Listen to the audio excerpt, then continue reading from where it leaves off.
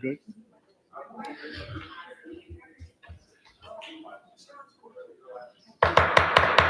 Good call to order a special city council meeting for October 20th, 2025 at 6 PM. Roll call, please.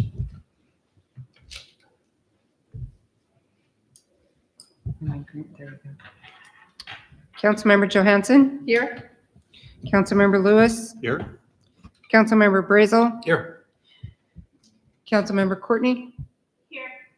Councilmember Mitchell? Here. Councilmember Khan? Here. Mayor Cole? Here. We have a quorum. Can you do the invitation?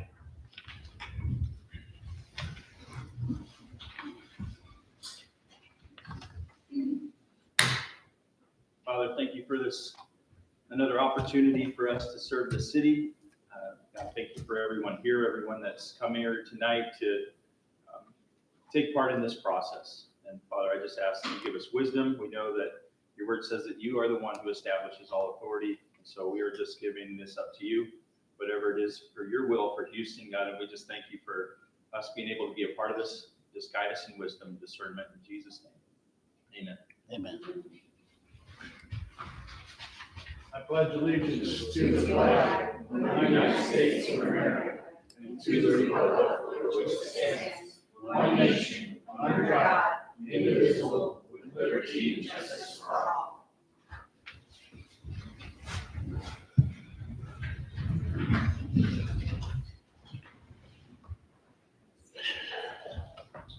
Brings us to approval of agenda.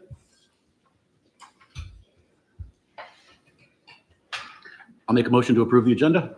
I'll second it.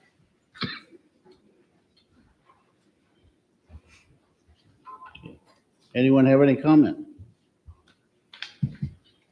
Seeing none, go ahead, Cole. Question. Motion's been made and seconded. Sorry. Motion's been made and seconded to approve the agenda. All those in favor? Aye. Opposed? Motion carries unanimously. Okay. I do want to clean up something from the last meeting. There was some discussion about the gas, what it would cost for the installation of the meter and the additional footage. And I can't even remember what the numbers were, but this is straight from NSTAR. It is $1,200, and that's for it'll be, this price is good all the way through next year. $1,200 with the additional $2 per foot. So I just want to make sure that anybody that heard that, this is the correct information. And we'll take public comments now.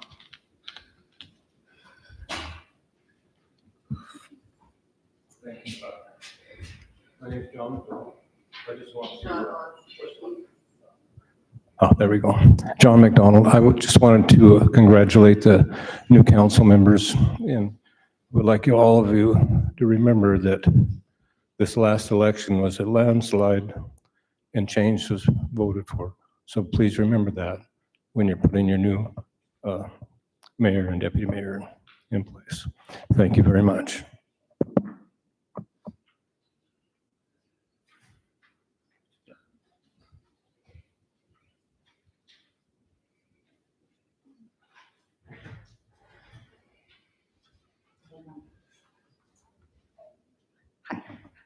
Carla Vanderbeek. Hey, Carla, could you bend that towards you a little bit? Sure. There you go. Okay.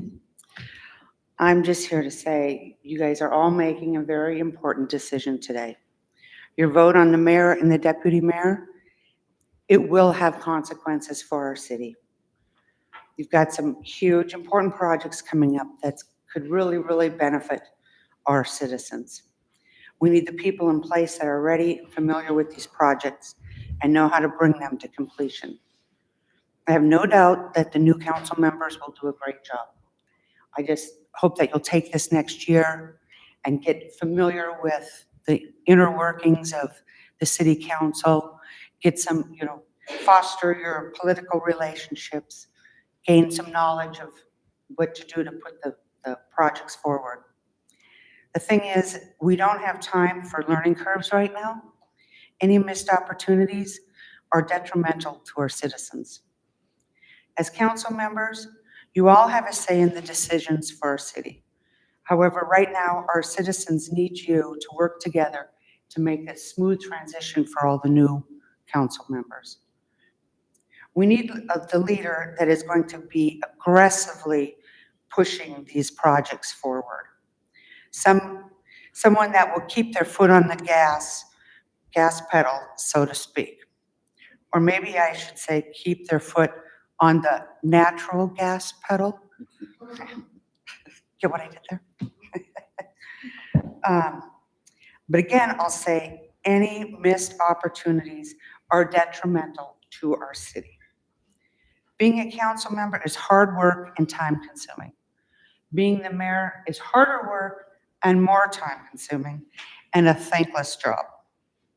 Before voting for the mayoral position, please be honest with yourselves about how much time you have to commit to the city duties, if you have the necessary political connections, and if you have the experience needed to do the job. We are depending on you, and your actions and decisions impacts us all.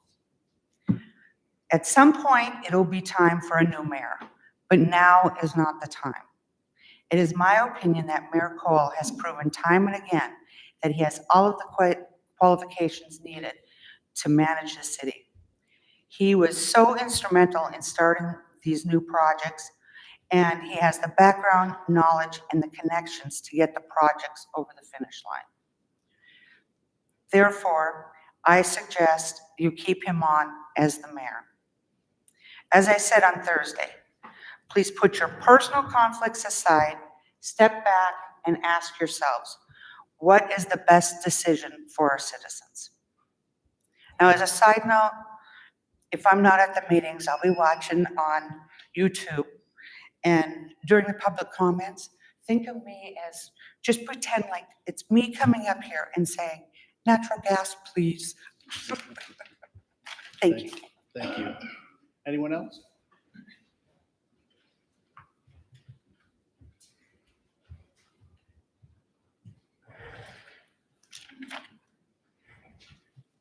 I'm Lance Wilson. Yes, we have had a landslide election. People were very clear that they voted for a change, and that will include a new administration. In the last 2 years, I have been threatened with legal action at least 6 times because I had the gall to oppose this man and certain of his policies. I've got friends and neighbors that have been threatened with legal action due to Mayor Cole using the city attorney as his enforcer to intimidate and try and stifle dissent in the city. Lawfare has no business being part of city business. This man has caused to be spent tens of thousands of dollars to harass Houston residents. That has to stop. We need a new mayor. Is there anyone else?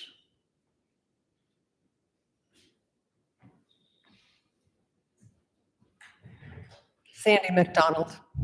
And a key word that Carla mentioned was aggressive. And you have been very aggressive. Anyone else?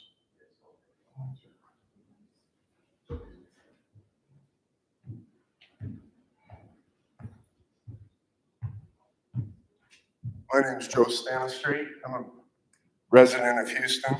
Been in and out of town for, like I said, 40-some years. It's been peaceful. We all moved here, quiet, rural, quaint little town. We wanted our roads taken care of. We wanted our neighbors taken care of. We fight the river where I live, and it rises and it falls. To think that the city went out and borrowed $2 million to come down and cut open the high water levee of the river, which causes intentional flooding of lowlands, and then not provide for the drainage is absurd. I'm not sure how high you all are aware that this is going, but it's going to the top, to the people that lent the money, FEMA. We're still down there 2 years later. We opened this forum years ago about this project, and I've been voicing dissent about it for years. I'm the man being sued because I was told that this man wanted to own my land for city parks and recreation. Look at our city parks. Why couldn't you go out there and start your architect and design hydrology study there? Why are you trying to press it over private property through rights of way that haven't moved in years, decades, until you came along and said, this is our new right of way. We're going to cut down all the trees in the floodplain. All the trees that draw water from the land and hold the land there when it does flood. It's taken out 10 acres of them, and now there's standing water where there's never been water. 3,000 feet of ditches through roadways and rights of way that have never held water. And now they're flooded. They're open to the river. So when the river rises, when the glaciers are hot, and the water table rises, and it starts to rain, our neighborhood is underwater again. Is there anyone else?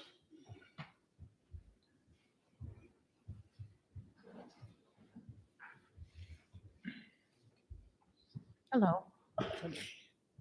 My name is Patricia Faber-Zell, and I would just like to say that the people voted for change. It was very clear. I've never seen an election like this in all the years that I've lived in Houston. It's unmistakable, and change must happen. And I know that there are people who want to resist that, who don't understand that things will go on no matter what. But the people voted for change. That was very clear. Is there anyone else?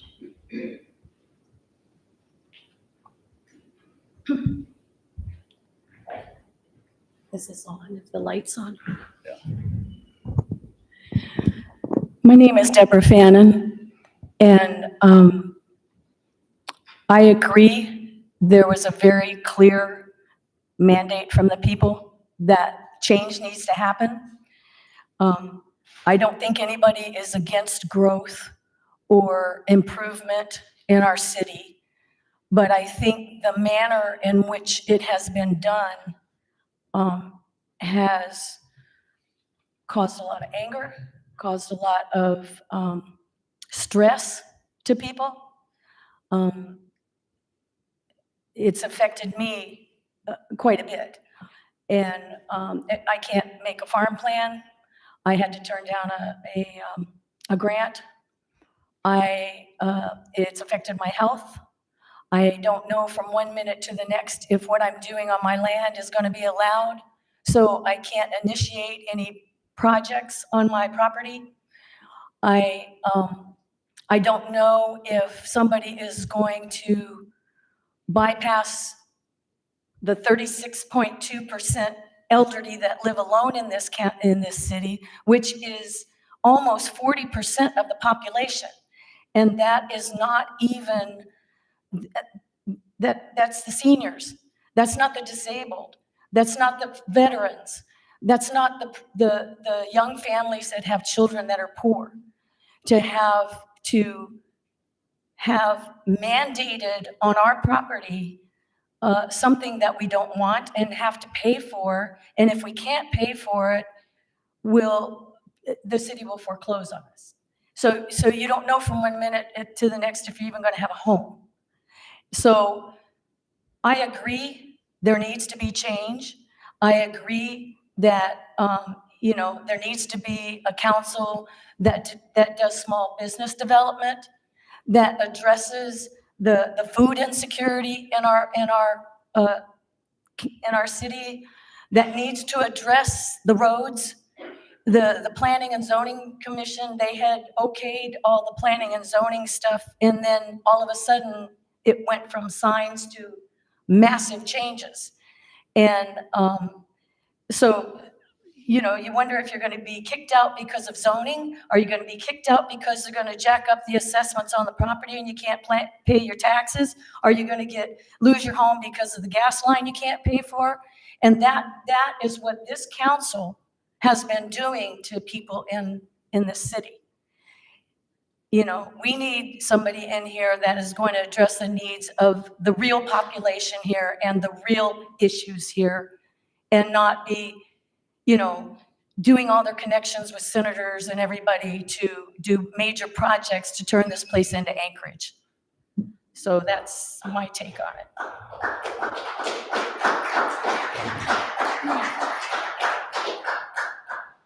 Anyone else?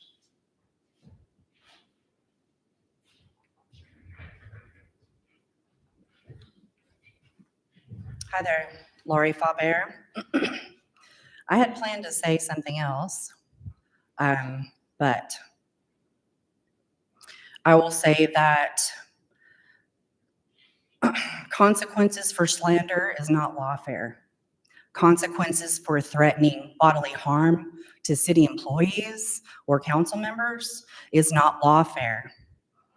I will say that a personal assessment of every single one of you that sit on the council, I was where you are right now. There's no way I had the knowledge or the connections or the stamina to be mayor. I don't have it. You guys need to look at it yourselves and really do some assessment about if you have what it takes to be the mayor, to dedicate the time that Mayor Cole has dedicated to this city and to see all the projects out. And if you're going to be able to do your very best for this city as a whole. That's what we're talking about here. All feelings aside, I will say that I have not found Mayor Cole at times to be the most tactful individual when he's speaking. And he knows that. That aside, there are a lot of things that have happened and are happening in this city because of his dedication and the dedication and hard work of our current city employees. And that needs to be recognized. No matter what anybody feels, that needs to be recognized. So really look at yourselves. If you think that you can do as good or better than Mayor Cole has, I wholeheartedly 100% support you. I'll be your biggest freaking cheerleader. But if you have any doubt at all, please consider that when you're making this very important decision for our entire community. Thank you. Thank you. Anyone else?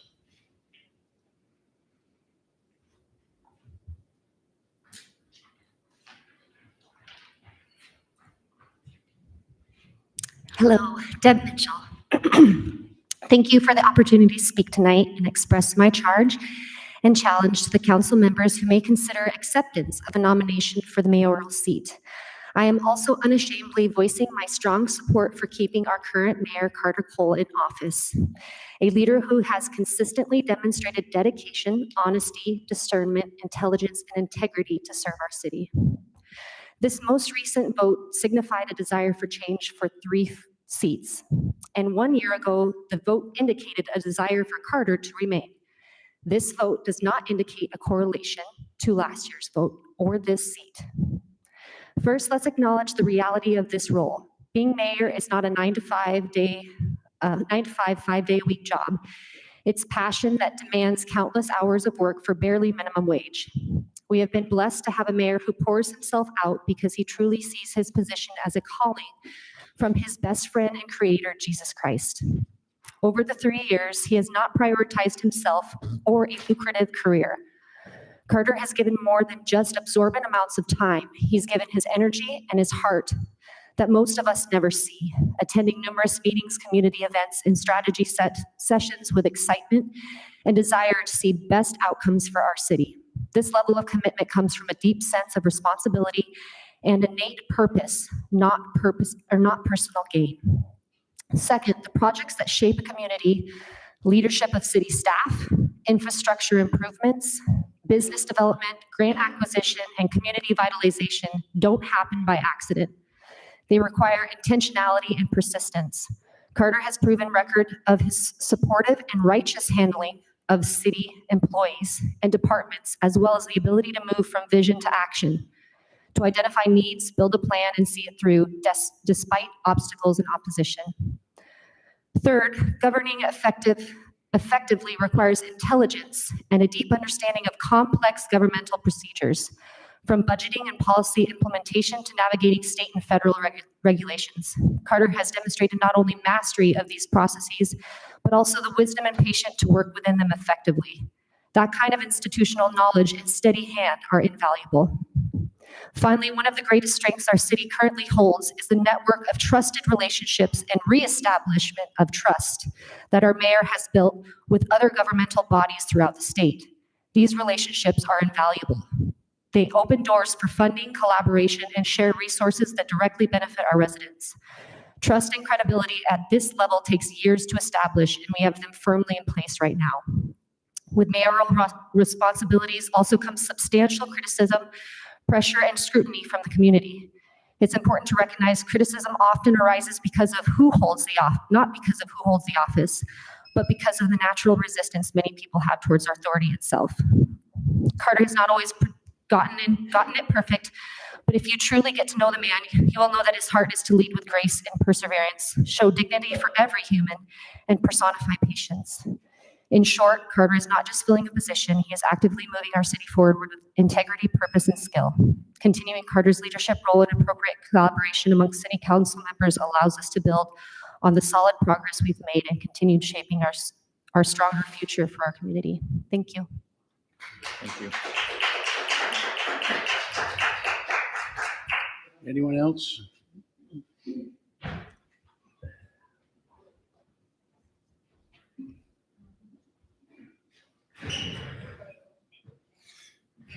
My name is Jim Johansson. Just a quick reminder of certain facts that our current mayor has performed. First of all, there's a long laundry list of illegal acts that have happened, Wait a starting with minute. the first Okay, day. Mr. It's No, my time to talk. you don't get So to I have stay, you don't get to lie about things. You bought that dump truck before you put an ordinance out. You paid for it. That was Sir, illegal. that is 3 years I ago, know. and It it's doesn't been matter. It's still completely, illegal. it's The all other thing legal. is you also pissed off our neighbor, Willow, with this airport nonsense. They were up in arms, the whole town, their community was mad, and they came here and they made their point clear. That was another one. All right, bullying another council member to the point of $10,000, getting a law firm to come here and do an investigation that revealed nothing, and going after a citizen. Again, I reiterate that you're very fond of pointing to the previous administration on things. She never did that. Never had to. Not once. Didn't sue anybody, didn't go after a council member because somebody challenged your authority. And that's what you don't like. Is there anyone else?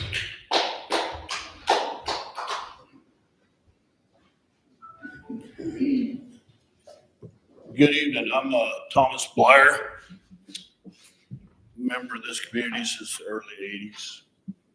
I've seen a lot of administrations, and I'd like to thank Mr. Cole for his efforts and what he's done. But we need change, period. Mr. Cole's not going away. He's still going to be a part of the council. He'll still have input. He just won't be in that seat. And I think ultimately we need a change, and that's in the right direction. Thank you.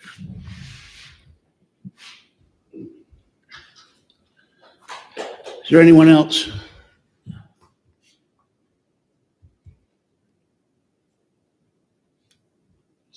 Seeing no other, I would like to indulge the council to set a couple things straight. I cannot address Mr. Stanistreet because we have an ongoing case with him.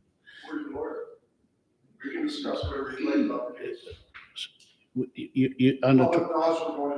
There's already a date of the 23rd, sir.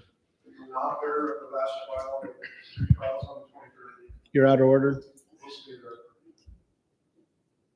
But the other ones that made accusation about lawfare, did direct acts against the city, which left me no choice but to get legal advice and then eventually legal opinions done on them. Both the previous mayor and deputy mayor had letters sent to them to cease and desist on actions that were harmful to the city. And I would do it again in a heartbeat because they were damaging the process for the city to receive grant funding for projects that were underway. And without having those cease and desist, the city was at jeopardy. It's my job, and if anybody thinks they can take this job and not protect the citizens, I got news for you. You're not doing the job. You're going to have some people upset because you're doing the will of the people.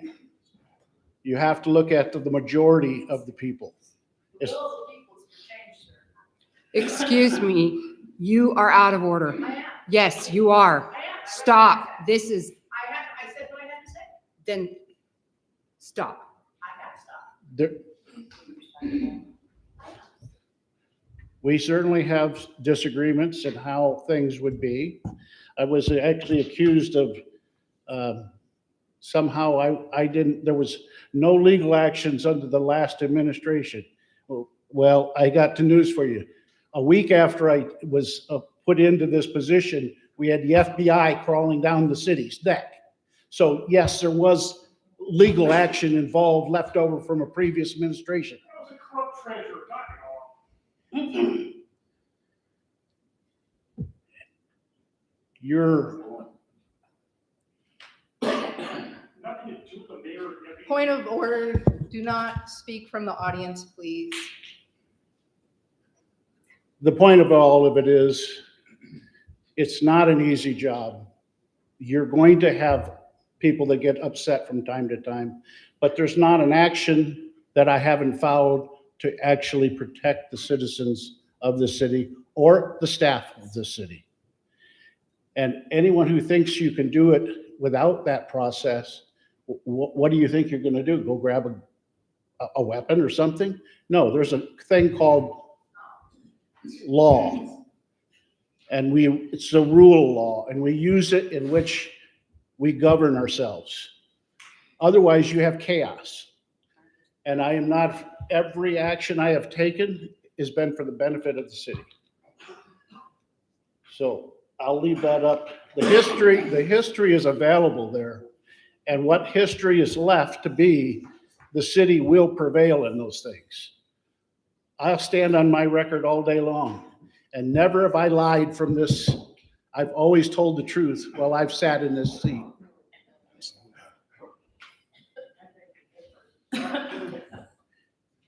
With that, I have, so we don't have it, I have a script that was given to our attorney, or from our attorney.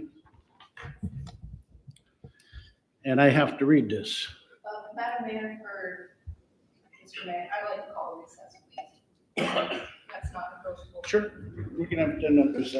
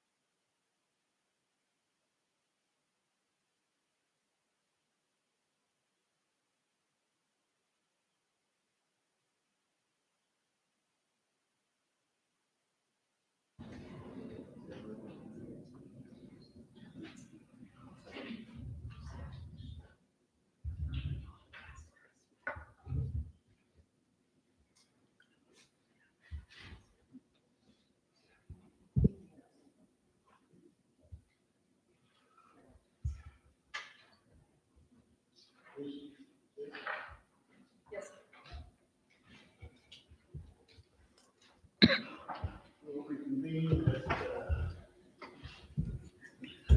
We'll reconvene at 6:38.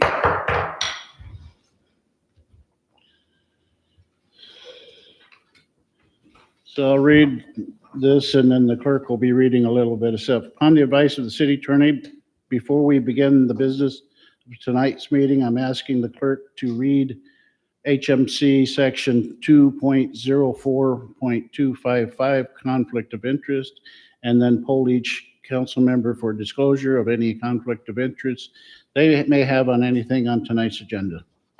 So clerk, if you would read that.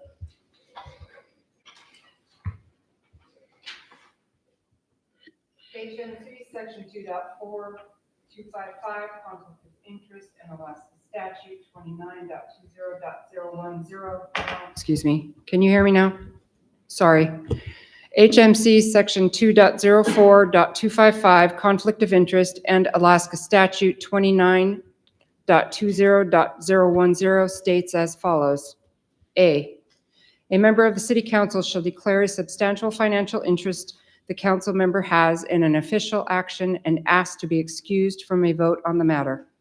B, the mayor or presiding officer shall rule on a request by a council member to be excused from a vote. C, the decision of mayor or presiding officer on a request by a council member to be excused from a vote may be overridden by the majority vote of the council. D, a city employee or official other than a member of the city council may not participate in an official action in which the employee or official has a substantial financial interest. When I call your name, please indicate whether you have a conflict of interest to declare.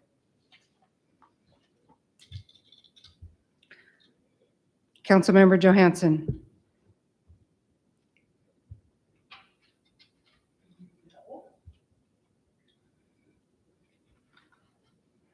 Councilmember Lewis.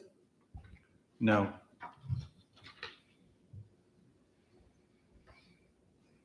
Councilmember Brazel. I do not.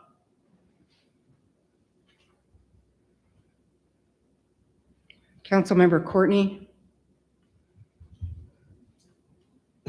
No. Councilmember Mitchell. No. Councilmember Khan.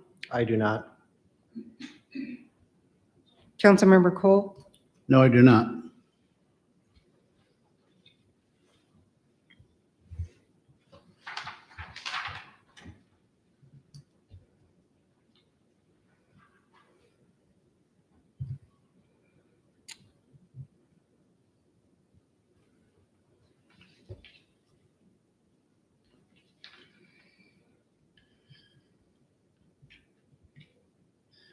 I do want to make note that the Robert's Rules of Order permits the person to vote for him or herself in this situation. So there's no conflict there for anyone voting for themselves. Is there any council member that knows of any conflict of interest between any other member?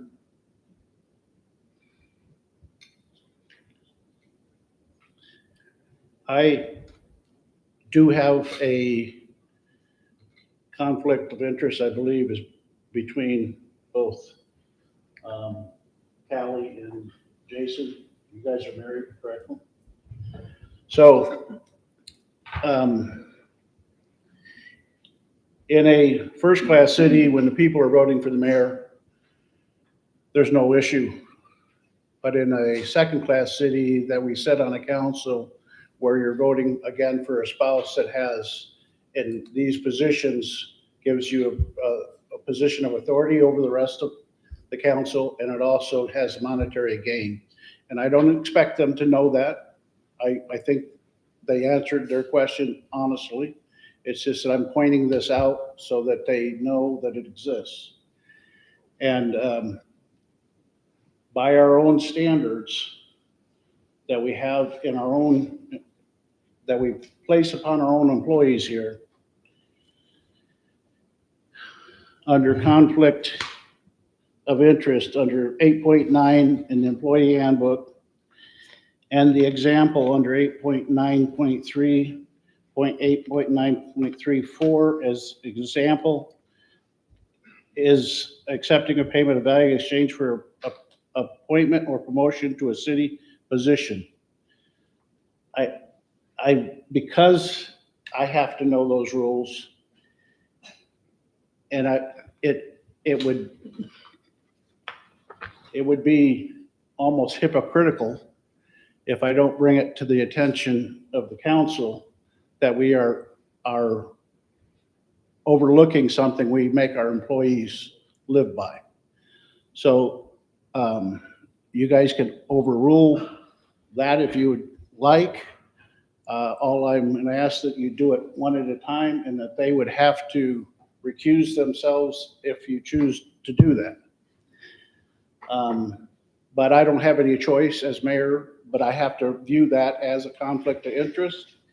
And as presiding of this meeting, that is my ruling. So it is up to the council. If you would like to overrule that, you'd need a motion and a second to do that. I'm confused on the conflict of interest part. If either one of you were selected as mayor, Yep, to run as mayor, yep. then the one of you couldn't vote for the other one. In other words, if Callie was voted to run as mayor, Nominated. was nominated as mayor, you'd have to sustain for voting for her. Does that make sense? But we. I see no conflict of interest. In my humble view, I see no conflict of interest there whatsoever. Excuse me. No speaking from the audience. You're out of order. Stop. So if you disagree with the chair's opinion, then you can make a motion. And the motion would be, I make a motion to overrule the statement that you think that there's a conflict of interest. I second. Okay, so we'll do one at a time. So which person do you want to, because they can't vote against the conflict themselves that we're putting them in. Nobody has made any nominations. There's nothing in code. Okay, we can wait till the nominations begin. I'm fine with that. I've just brought it to your attention. There is a motion in a second. Well, Can you all stop? Stop talking and we will do our job.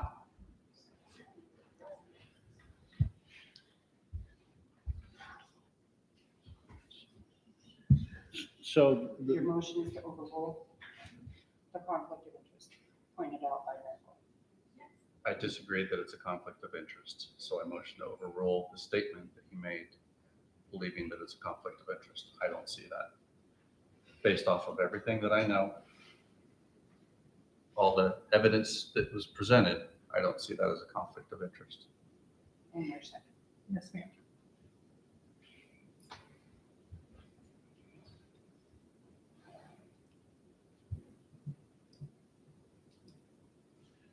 So we could take we could pick this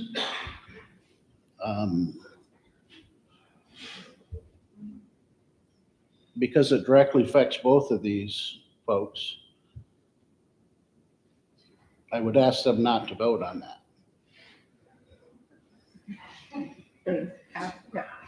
And that's the determination of it. So here's from the attorney's point of view. After a conflict. I would like to take a recess, 10 minutes, please. All right, we will take a break for 10 minutes.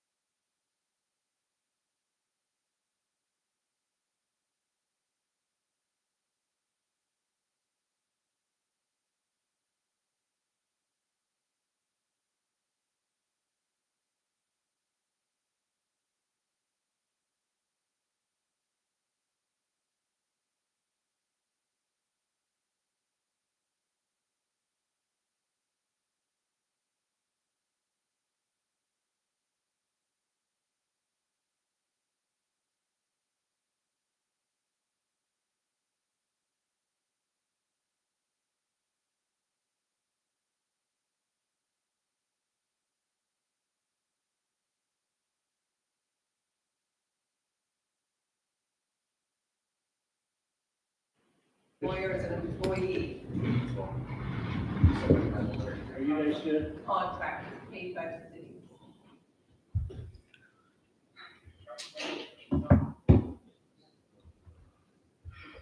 You guys good? All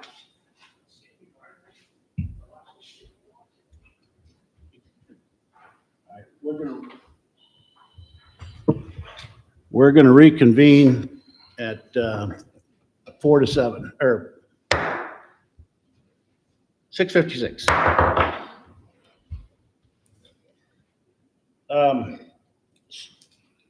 I'm gonna go over this a little bit clearer, I hope. The conflict that I see is we have a married couple that has a chance of voting for each other, one for one and one for the other. And one position is receiving payment. The other position, there is the same duties and potential payment as the mayor would receive. Now, it's a hard thing to call that substantial pay, but I had to go back and look at different examples of what substantial interest would be. And I even asked the AI, and they had like 15 different versions of what that meant.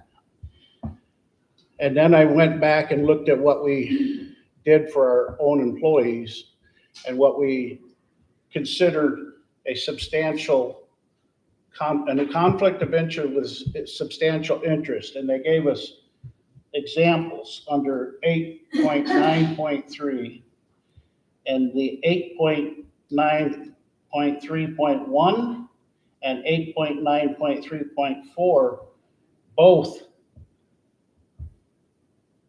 met that step, in which I would say that's a conflict of interest.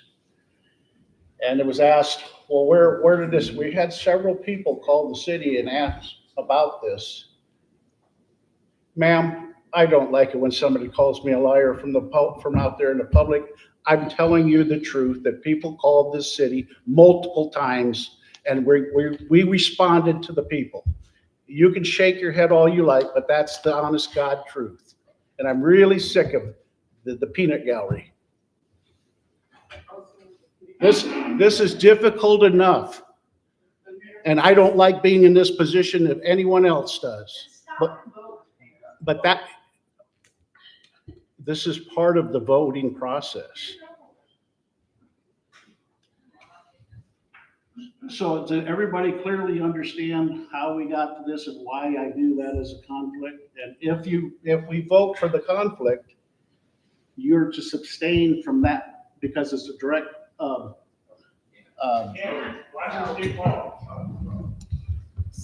Can I speak? Violate Alaska state law.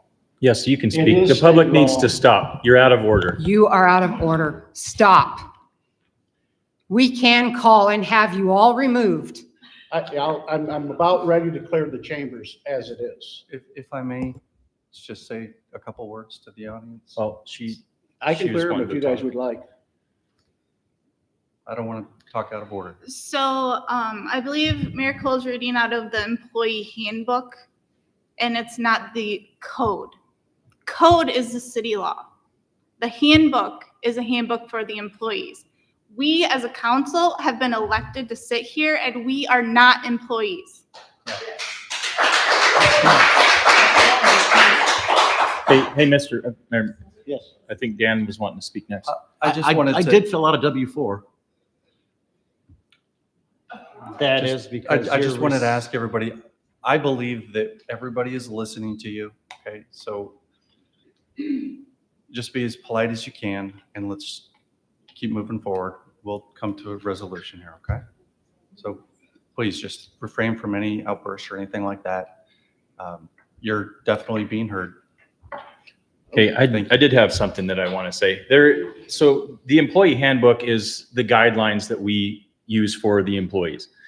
The code does state a conflict of interest when financial gain is involved, and this is certainly that case.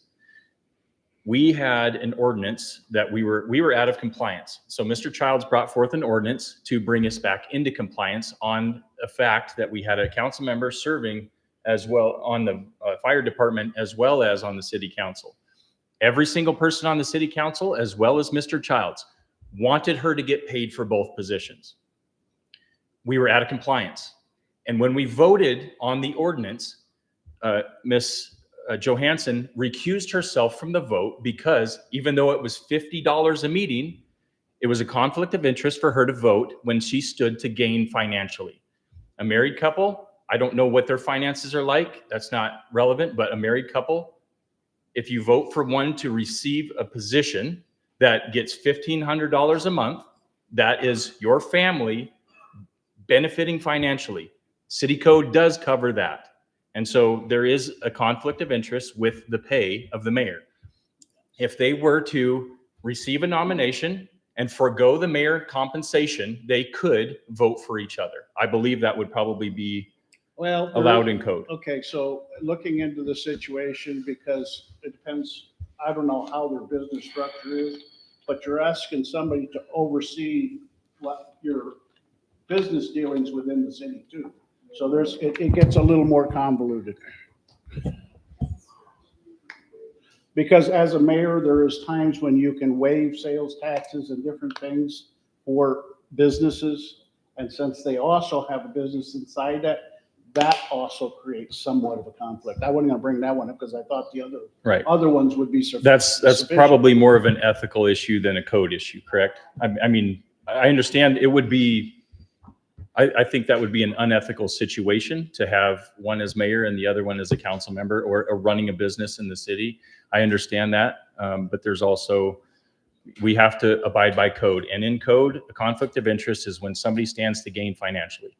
There's a conflict of interest, and here there clearly would be. Yes, I agree. Then we have council members who have or had businesses in town, so that we have a conflict of interest there because sales tax. Voting either way can affect our business owners that sit on council and whatnot. So you can play this various ways, but looking at code and what's presented to us tonight. Let me Excuse me, no, you let me finish. What's presented to us tonight, I don't feel justifies what you're bringing to the table. And we don't know at this point, right now, we don't know how nominations are gonna go. We don't know what anybody's thinking. And if one of them were to be nominated for whatever, we don't know if they would accept that money. There are several council members who donate their paychecks to fire auxiliary or whatever, and so I think we're putting the cart before the horse right now. Well, I'm actually answering what citizens had called into the city and requested us to deal with. That's why I had this done up like this. But the citizens also voted for them, and they met them at various opportunities throughout the summer, at the debate and whatnot. So I would say, judging by the votes, the citizens were pretty confident in what these two could do sitting up here together. The will of the people spoke with the votes, as many voters or citizens pointed out. Well, I want to make sure we're not conflating the same. They can sit here perfectly fine and vote on everything as long as there's not a conflict. You keep But bringing up being married, and I understand that, but well, people were calling about it. I want to make sure we are keeping the issue clear at hand. You brought up something about where they sit on with sales tax. They don't actually, if you're mayor, there is different. I understand that. Well, that creates an issue is what I'm saying. I would be glad to vote if you two recuse yourself because it's directly against.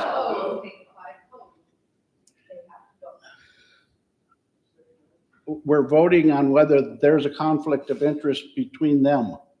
How could you, if I was sitting in their position, I wouldn't let myself vote for that. That's straight from our attorney. I know people don't like to listen to law anymore, but that's straight from the legal. And we pay them a lot of money to keep us out of trouble. I know, you hear like every meeting, so.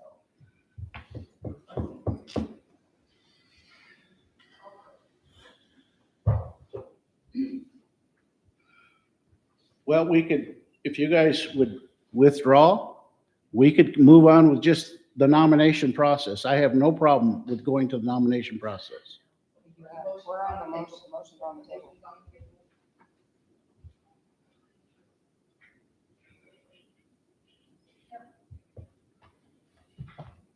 I think that you've had the benefit of probably 12 hours today to study and go through this. And I don't believe that anybody here is prepared because we cannot cite specific references, and we're referencing a handbook to substantiate this.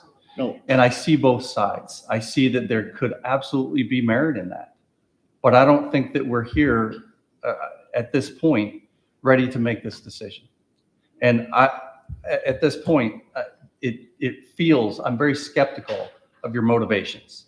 I believe that there are ulterior motives, and I think this is just a matter of setting people up to potentially later be liable for breaking the rules.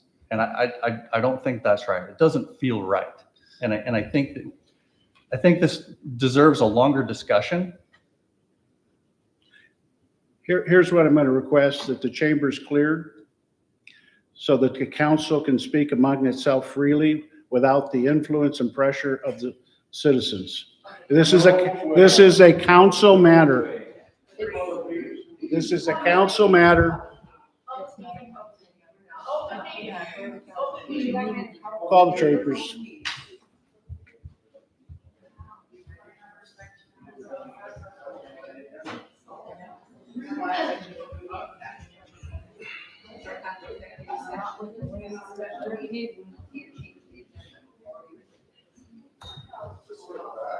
Nobody's gonna second the motion.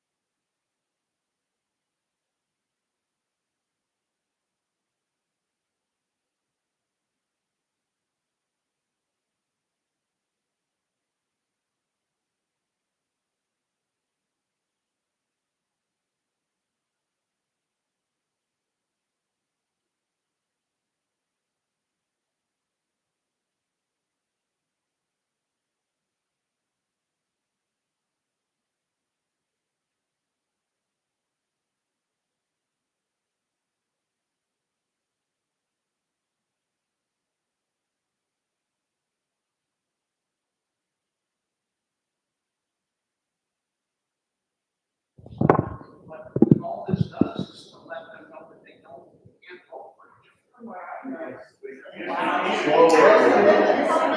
didn't anybody just sit up here and talk about it? I guess, where are these people, where are they, why didn't they? I watched online, so I'm coming in this a little bit late, I did watch online. I guess I'm just confused, because what it looks like to me is that votes are trying to be swayed as far as who can be there and who can't be. That's what it looks like to me when I was watching online. I'm not trying to be rude or disrespectful, but that's, When this came up, I know there was no. this is what it's looking like to constituents. But it's still a legal issue. That's the only reason this is. We voted for change. And I'm not. I bet you're missing it. No, I watched it. I don't think I'm missing it.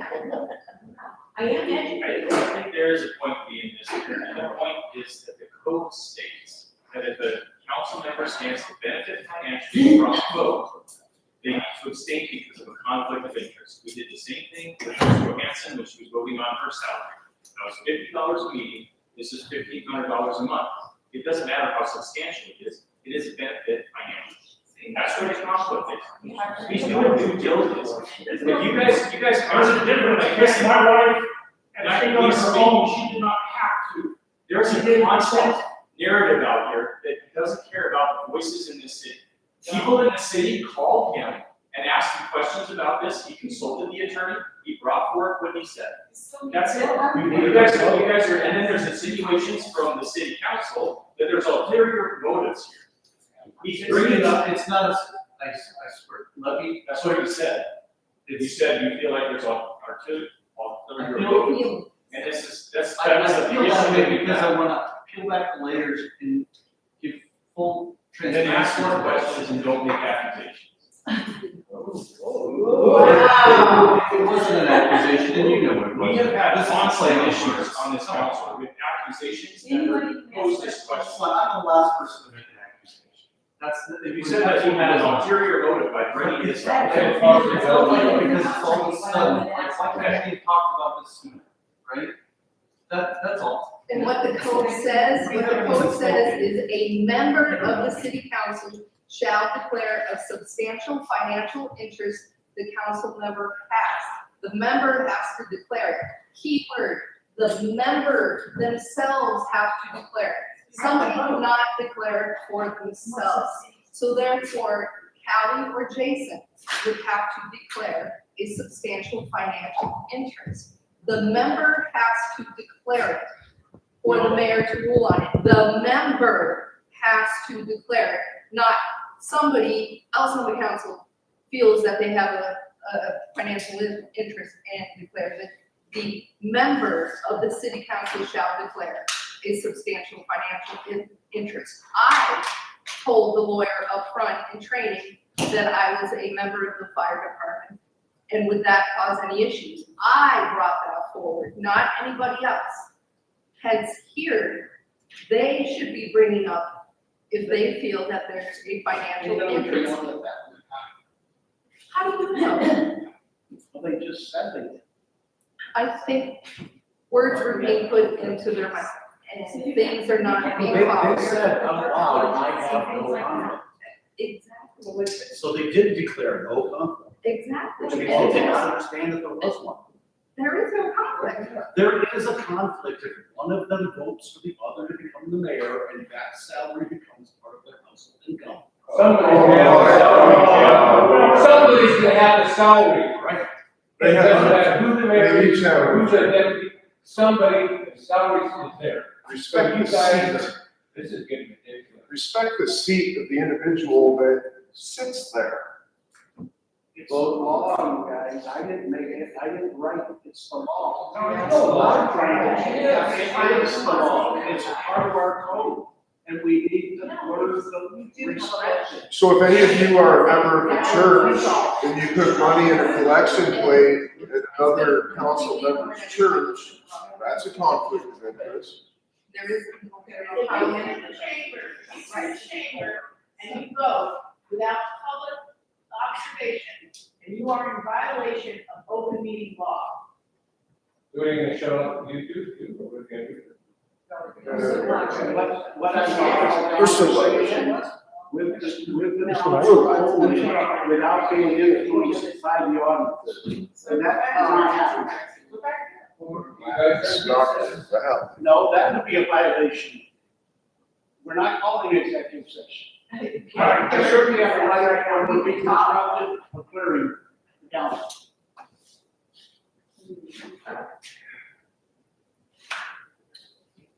If any of you goes,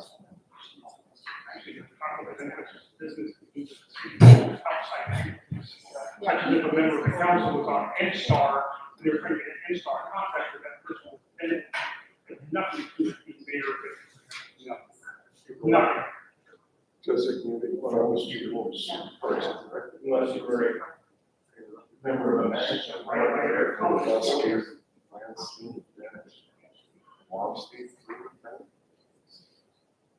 Throw the investigator. That guy.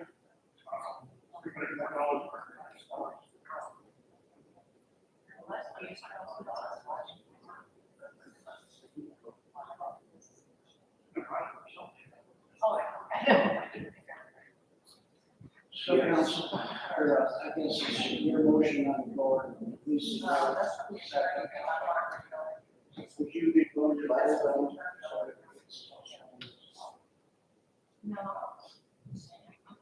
Would you be willing to forego the motion so that we could make nominations, and then if it becomes an issue, we can see how that goes? I would like to finish this meeting. I'd like to get a mayor tonight and a deputy mayor and move on with the agenda. If it's a matter of who's voting on this motion and we can't agree on that, let's go to nomination. You could just go home. but even Mayor Cole pointed out that he gets to vote for mayor on this. Yeah. So why wouldn't anyone else? He's gonna pick their best selection. And they can vote for themselves. And since we have a married couple where they can't vote for each other. Why? Sure they can. If they think the other person's qualified. No, you want to yourself to on the benefits. Think of that.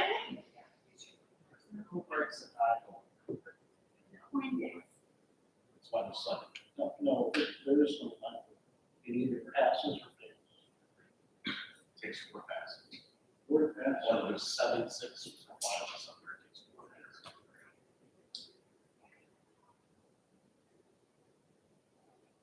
I'm ready to get going if you guys hold the thank you. Vote on the conflict. Why do you have to hold your motion to continue on? I shouldn't, right? And like law being broken because you're not allowed to vote on it. Imagine that. Well, there's a disagreement on who gets to vote on the motion. No, there's a motion and a second on the table, and. There is a disagreement on who gets to vote on the motion. Yes, No, there is. everybody votes. That's the law. That's the disagreement. No, you look at the code. The city doesn't override the state. 2.04. You repeat yourself if you're part of the conflict. Everybody votes. And you look at the state law, Title 29, and no one may abstain from voting. So state law says in the negative, our law goes just in the positive. We looked at all of those and we're trying to give us advice that if the conflict is against a party, that party does not get to vote. Now, I'm not a lawyer, none of you are either, so we have to use our lawyer. No. Because the lawyer is a contractor, works for the county, it's not just the voters. Well, it does. It's a conflict of interest. And he's given us legal advice. It's amazing how people want to take legal advice from attorneys. He works at the pleasure of the council, he gives recommendations, the council doesn't have to follow his recommendations, that's what they are, recommendations, because again, the attorney works at the pleasure of the council. So he gives recommendations, not you must do this, the council does not have to agree with what the Well, attorney okay, does. without being the bearer of bad news to everyone else, the presiding officer, which is myself, if I declare it to be a conflict, it's the conflict of the override. We are in disagreement of the override. Who gets the vote because of the conflict? No, that's not. All second, all favor. Just asking if you can, my son.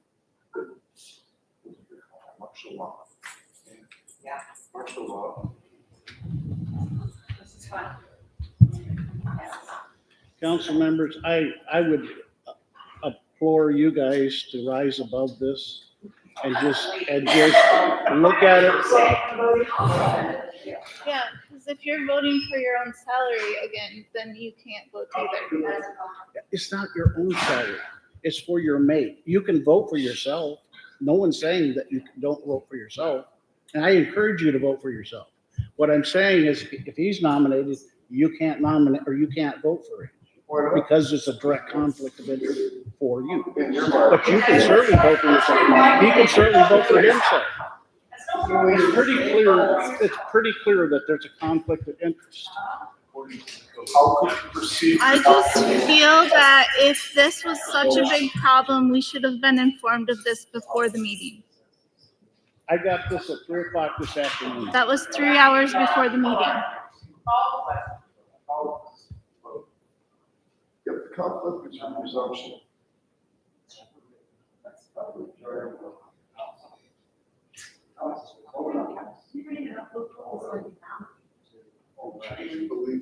And Dan made a motion to vote There, over. but there is a legal paper here somewhere. There's no conflict I have.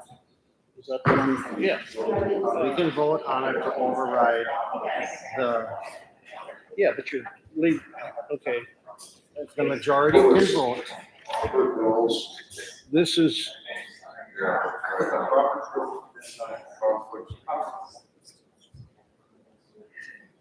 The majority read this. The majority, determines whether the ruling stands or is overridden. the person with the perceived conflict should not participate in the vote. That's what he's saying. He's saying that we can, if we can override, No, listen, this is, we've passed that part. This is where he's, when I believe there was a conflict, this is where we were. And they wanted to override it. This is the overriding thing. But he's saying the person with the perceived conflict should not participate in the vote. May I say something? It's legal opinion, guys. I know. I know how it is. So, I haven't lost.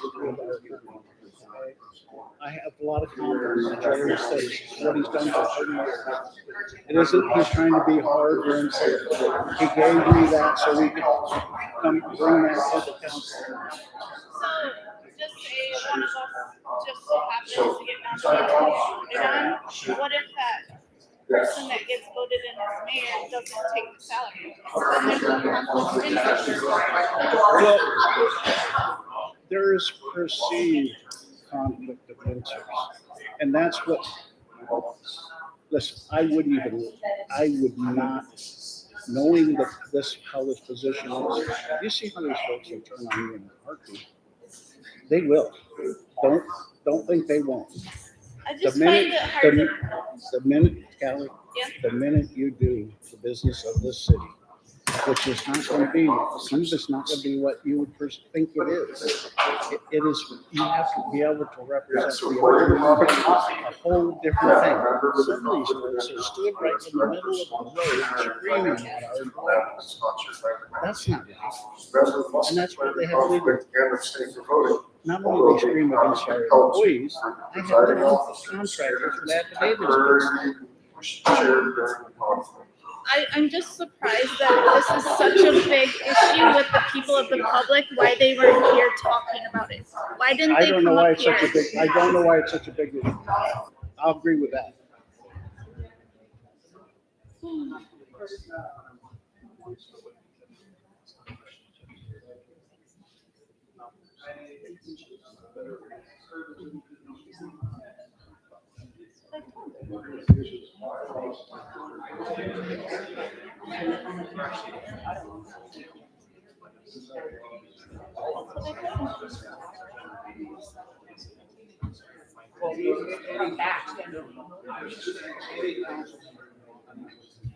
And it's like, whatever, one of us gets So then there's no conflict.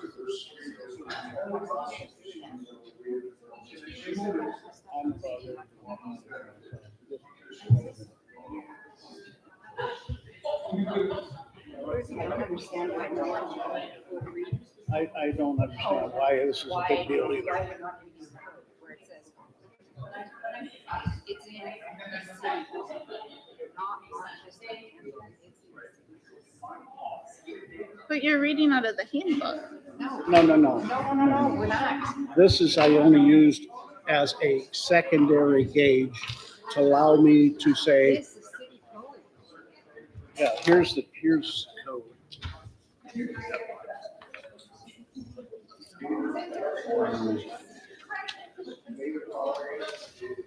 That's right, out of our code.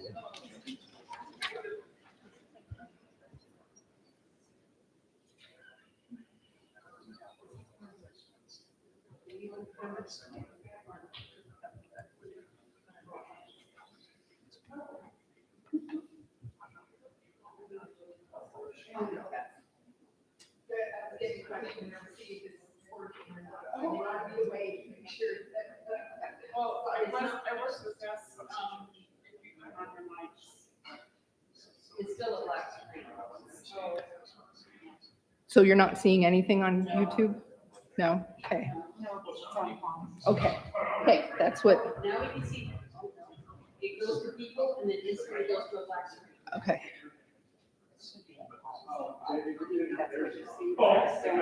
Okay, that's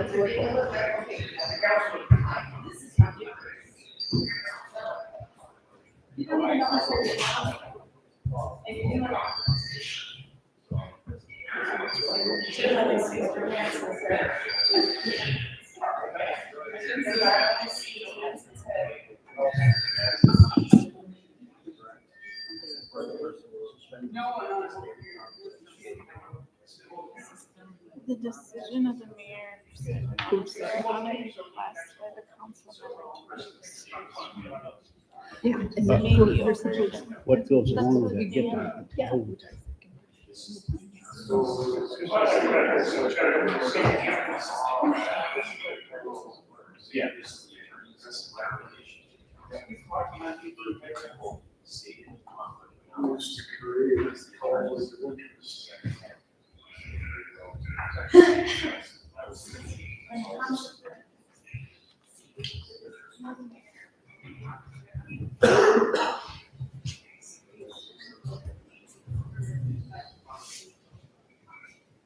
Yeah. And that's what that's saying, this, all he's saying is this is the attorney's. That's the attorney's recommendation. Yeah, wait, it's the attorney's recommendation. Good, so.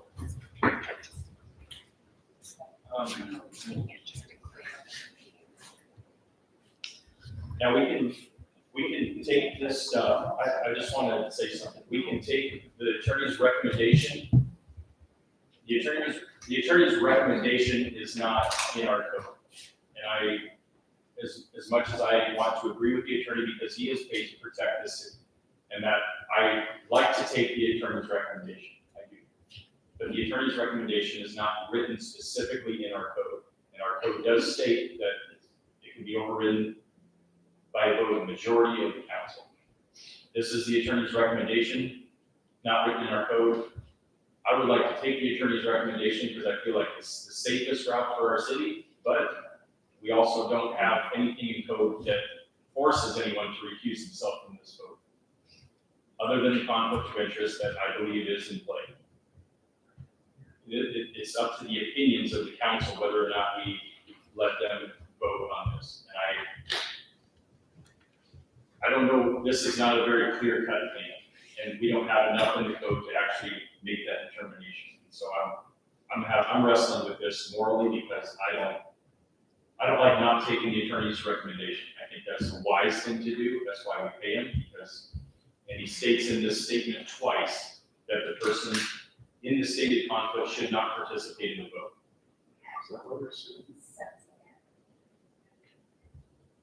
Well,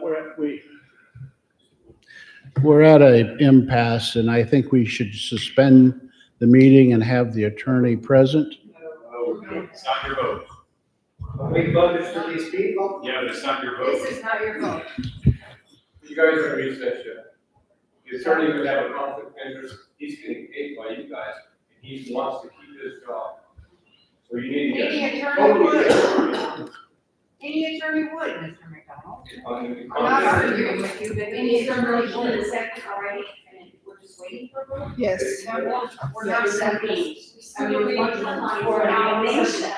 I was letting council know that the chair is probably going to suspend. I'm looking at the rules right now because we're at an impasse. I would rather have the attorney present so that they can help that.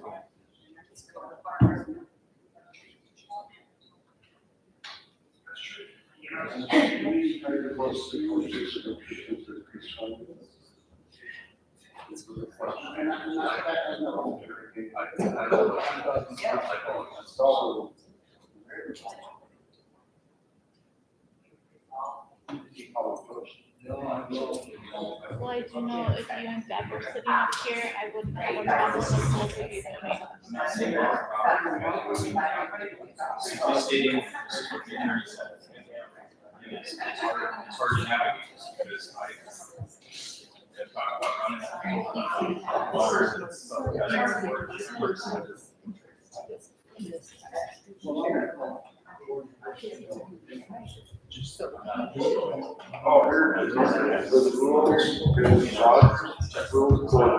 No member can be compelled to refrain from voting simply because it is perceived that he or she may have.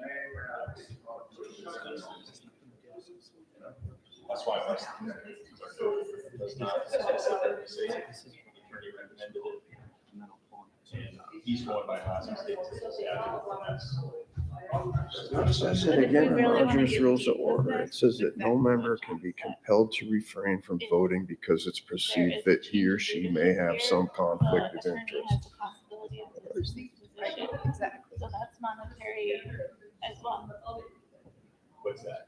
If somebody else is put it in as mayor and decides that we need a different attorney for some reason, Joe loses his position, that's monetarily, involved in this whole thing too. But I'm not gonna assume that. Well, then you're His assuming. job is to do his job well. Well, then you're assuming, like, if we're gonna. But I like to believe that people live in the right. And I'm not saying for this. I want to do the best about you guys, I want to do the best about everyone on council. And I want to do the best about it. But I understand that's a good point. I feel like that argument holds water, that you guys stand for this position. Somebody else can have it. So his recommendation is mute to me then.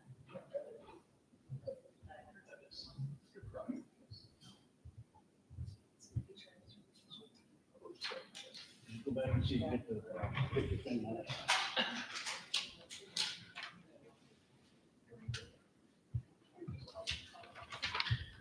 All I think we should do what I said.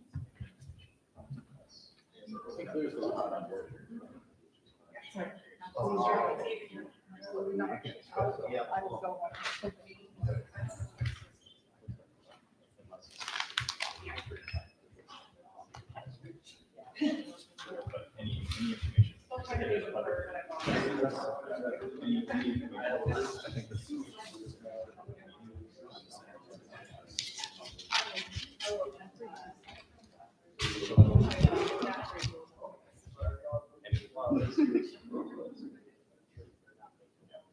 If this document was protected by attorney-client privilege, it would not be allowed to be read or presented.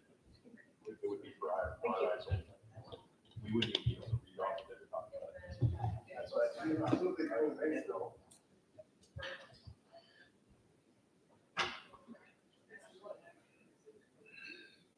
Well, if nothing else, Kelly, you do a really good job cleaning the books. I really appreciate your having your business in town. Thank you. So, I have no beef with you folks at all.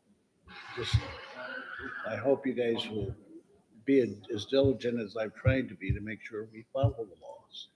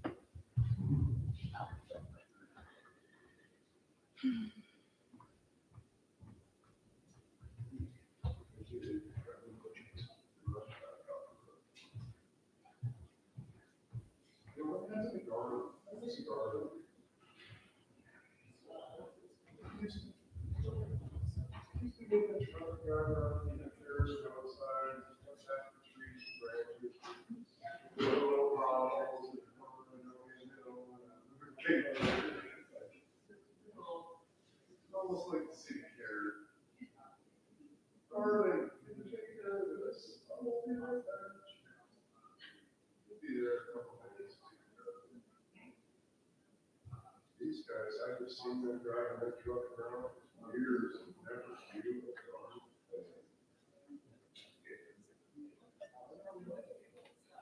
You see them down there about 49, get their donuts. City truck.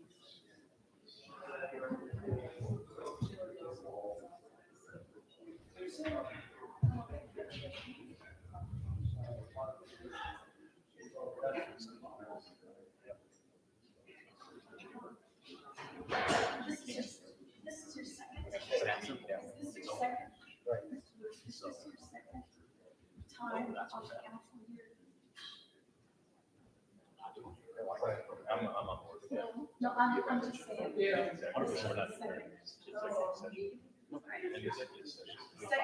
Find ourselves in gray area, that's not how I'm operating. I'm fine with it.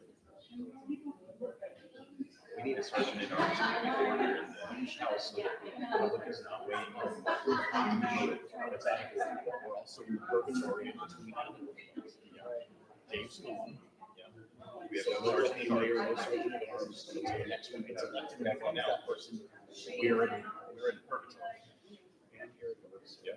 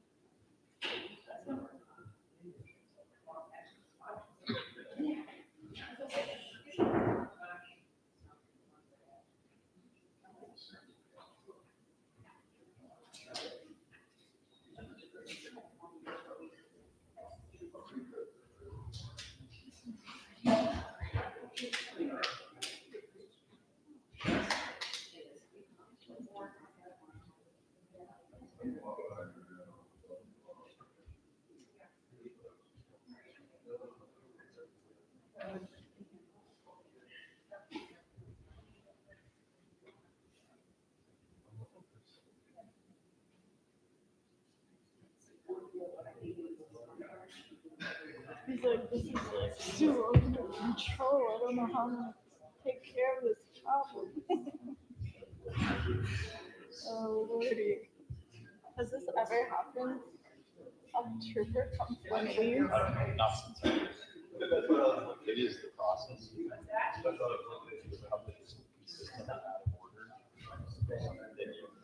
Sergeant at Arms either takes care of or you can have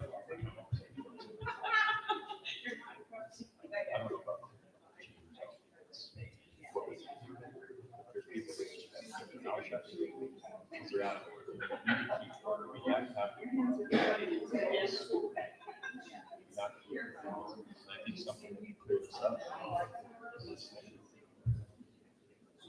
So we have a recommendation, let's vote on the recommendation, everyone gets a vote on it.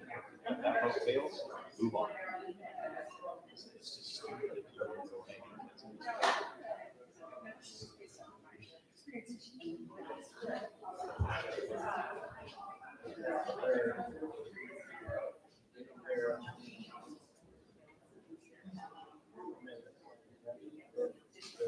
They made a motion. So their motion was to override Carter's ruling of the project. And then there's an issue that goes to vote on.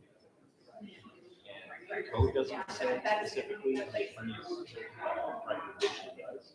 So I say we vote on this, and everyone gets to vote on it. If we gotta shoot this down, or anyone shoots this down, then we move on. And then we override the ruling, and we go to nominations. That'll be my. We're getting nowhere.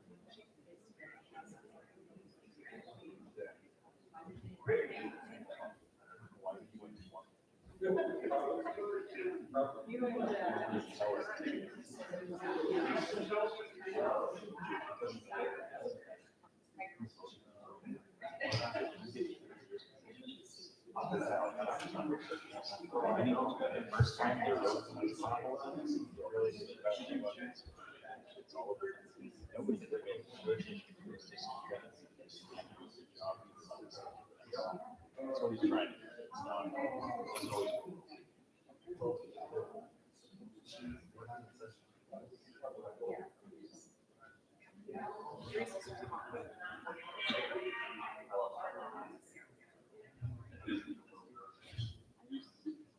I feel like if this is such a big issue, it should have been brought forward to like some other board meeting.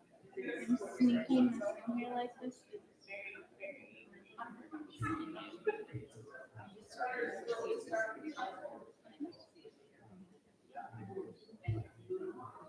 I mean, if we're in the wrong, we're not. I mean, then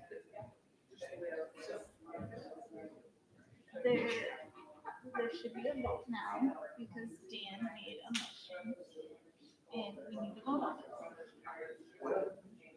And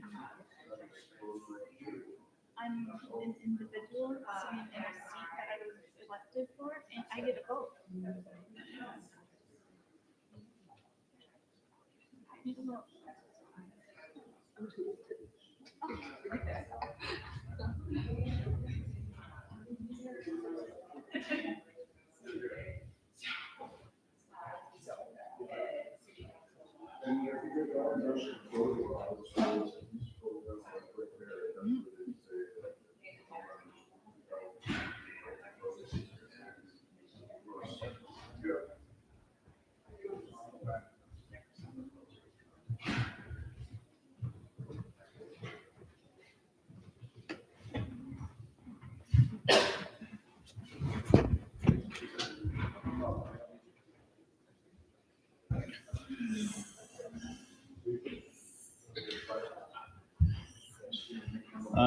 Just so you guys are not surprised, I'm gonna gavel in and gavel out because it's become non-productive, and then we'll set something up in a day or two.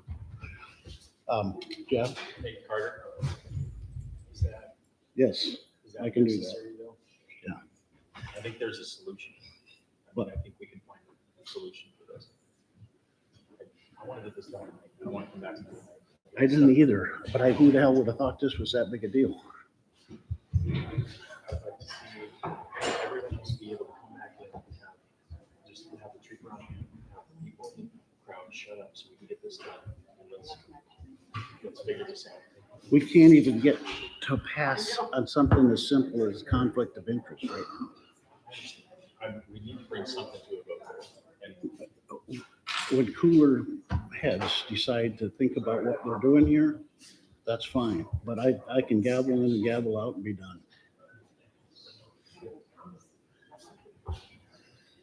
I would have rather it to move forward and been done.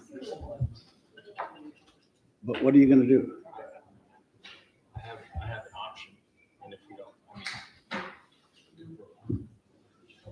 mean, it's just like with any other attorney recommendation. I think we should vote on the recommendation, and that way everyone gets their vote in on what the attorney said, and then we vote on the overruling. And that's the only way that we can move forward, because we're gonna run into the same issue if we have this meeting at another time. But what you, I'm saying, I'll make a motion to vote on the attorney's recommendations. And we'll vote on this. We'll vote on his recommendation without abstaining. If that fails, then they get to vote on the overruling. It's the only way we can solve this, because we're gonna have the same issue at the next meeting.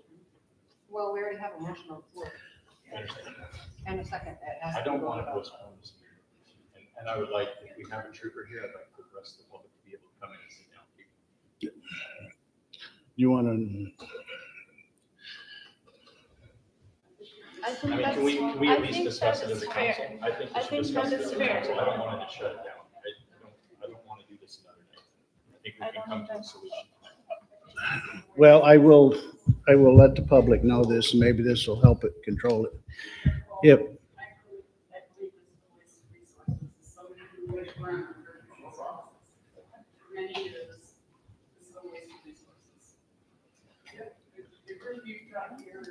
We all be quiet and disrupt the meeting, stop disrupting the meeting.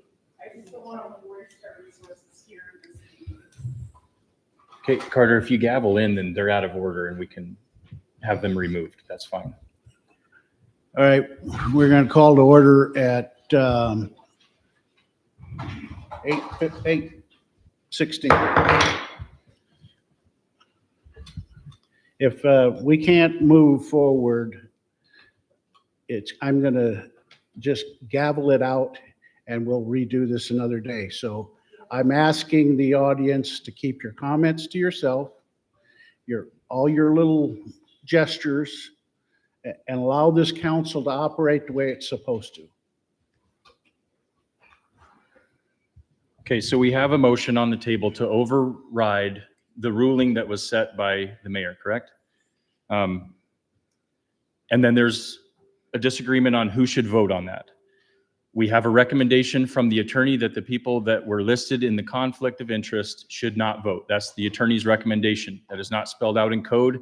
I think just like with any recommendation with the planning and zoning, with the Parks and Rec that bring recommendations to the council, we vote on the recommendation.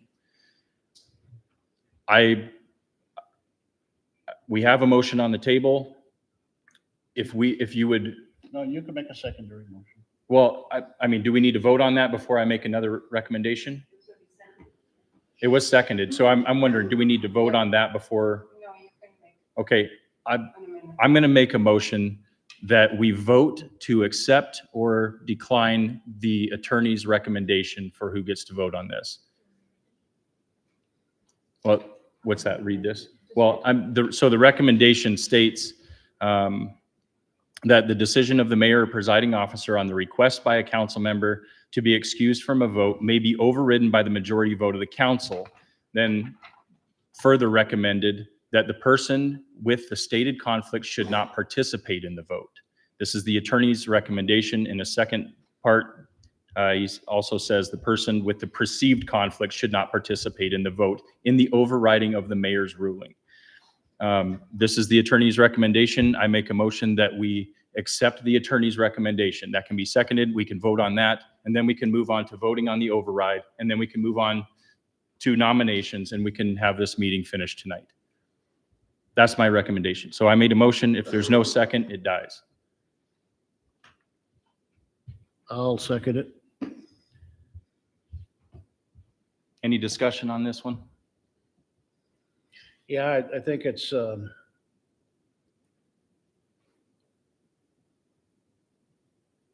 I think that the attorney has spent a week and a half looking at this, and we got his verdict at about 3 o'clock this afternoon in that email that I've shared with the council. I think it would be really poor on our part not to utilize something that he's researched quite well and has perceived the conflicts of interest and what his recommendations are. And it would certainly be a bad precedence for the council moving forward to not use our attorney recommendations. It'll be the first time since I've been on here that we haven't used it. I have a question. If you had just gotten this information at 3 o'clock today and you said you just found out about it today earlier in the meeting, then how do you know the attorney's been working on this for a week and a half? I originally contacted him. What was it? It was a Wednesday. We got some calls about this. After the election. The day after the Yeah, it was right after the election. Yeah, it was a Wednesday. It was the Wednesday right after the elections were certified. And I hadn't really given much thought personally. They had asked me what I planned to do about it. And I said, well, I'll look into it. So I sent it off to our attorney. I had asked for that to be returned to us on Friday, but it took him longer than what apparently he thought it would. And I did not get that till about 3 o'clock this afternoon. Okay, thank you. I also was just wondering if this was such an issue with the general public, why none of those said citizens weren't here tonight to speak their voice. Well, I was going to say, actually, there are some, and there was several other ones that were here earlier.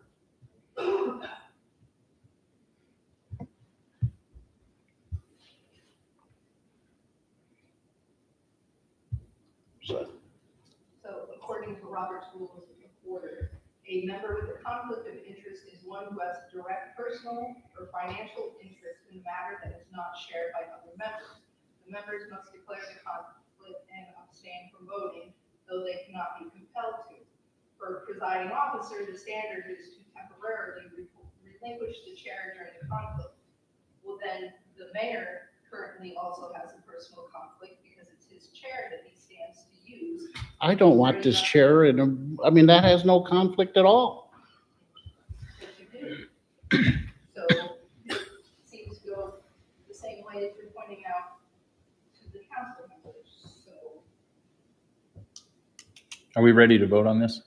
can you So the motion, clarify again? the motion that I made was to accept the attorney's recommendation for this issue, at which I read to be that the recommendation would be that the persons that were stated in the conflict should not participate in the vote of the overruling of the mayor's ruling.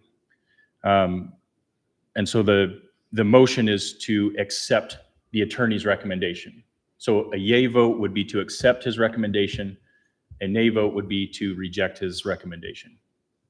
And then, depending on the way this vote turns out, we can vote on the overruling. Is that clear? From what I understand, we have to vote for the original motion first, though. That's what I was asking. Do we need to? No, so you can do the secondary first. No, you do This- secondary first, then you vote on the main motion. Work your way down and then I'll go back up again. Okay.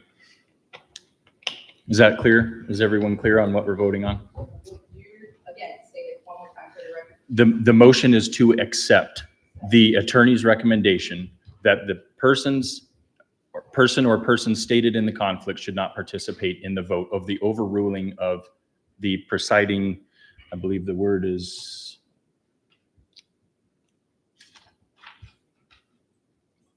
the presiding officer or mayor. He made a ruling. We're voting to accept the recommendation that the persons or person stated in the conflict would not vote. So a yay vote is to accept this recommendation. A nay vote is to reject. Thank you for that. Yes.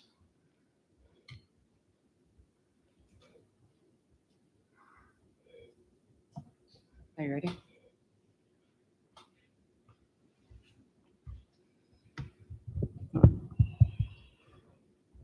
Ready? Motion's been made and seconded to accept the lawyer's recommendation. All those in favor? Aye. Aye. You should do the roll call.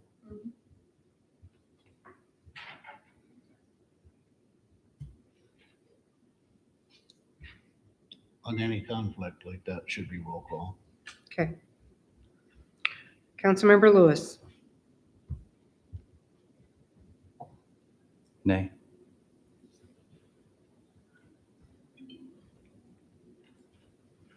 Councilmember Courtney. Nay.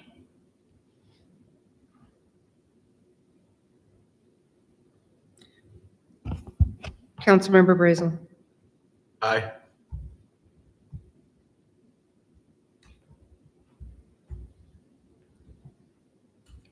Councilmember Mitchell. Aye. Councilmember Johansson. Nay.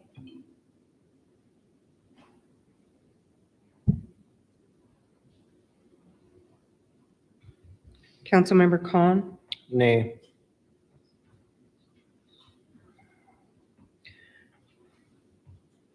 Mayor Cole. Aye. Motion fails, 4 nays, 3 yeas. So back to the main motion with all the council members voting, correct?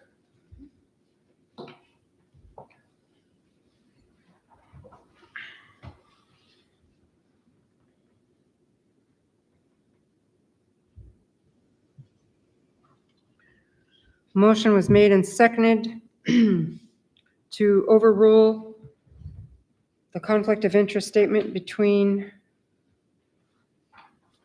Kelly Courtney and Jason Kahn.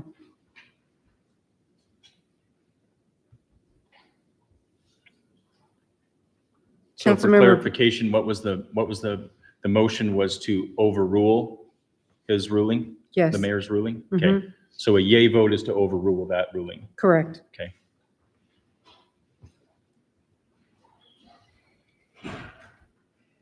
Councilmember Mitchell. Nay.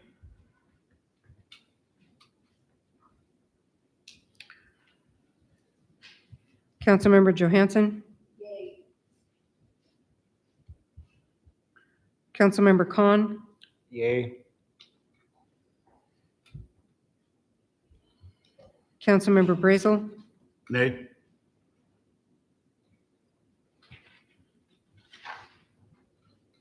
Councilmember Lewis. Yay. Councilmember Courtney. Yay. Mayor Cole. Nay.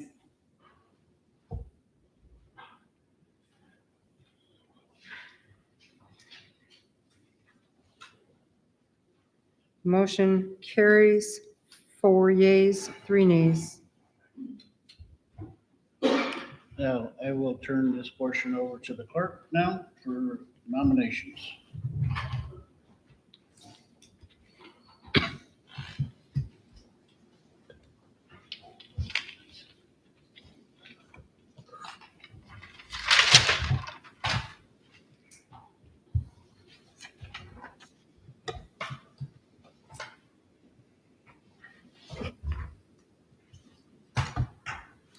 This will be handled by a singular nomination, one at a time, until a majority vote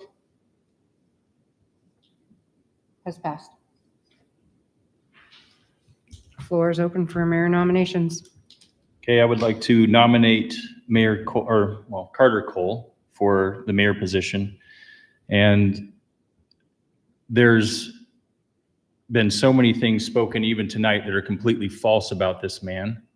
If anybody went and sat down with him and actually got to know him and understood his heart for this city and understood the amount of knowledge he has to run this city and the amount of knowledge it takes to do this job, this man is the only one sitting on this dais right now that is qualified for that position, in my opinion.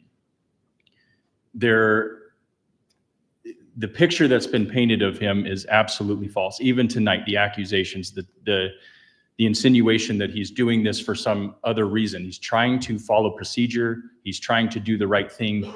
He has always, and I have never known this to be not true, he has always told the truth from where he's sitting. And everything that he has been accused of, it's important to understand that the memo from the investigation, it actually did find something, and it found that the accusations made against Carter and the city employees were not rooted in fact, if you read the memo. There were multiple accusations that came from the council, from members of the public, that were not rooted in fact. And I believe that he is the best person suited for the job of the options that we have to run this city. And he's done an incredible job so far, and I admire the work that he's done despite all of the negative and false accusations against him. So that's why I'm recommending Carter for the position. Carter Cole, do you accept the nomination?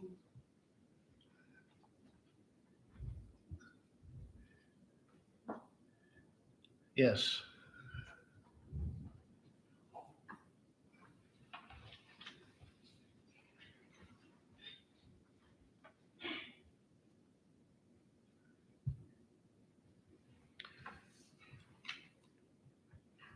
Carter Cole's been nominated for the seat of mayor. There will be a roll call vote. Councilmember Lewis, Nay. Councilmember Courtney,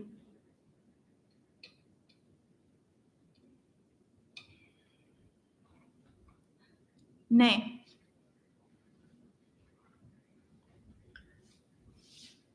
Councilmember Brazel, Aye.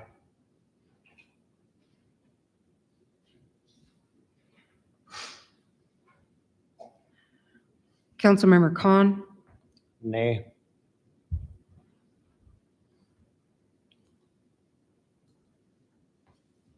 Councilmember Johansson, Nay.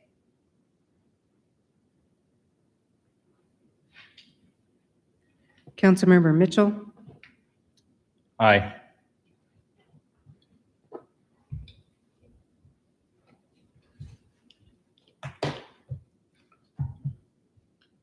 Carter Cole, Aye.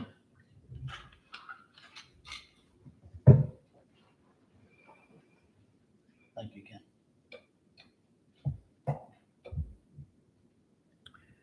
motion fails. 4 nays, 3 yeas.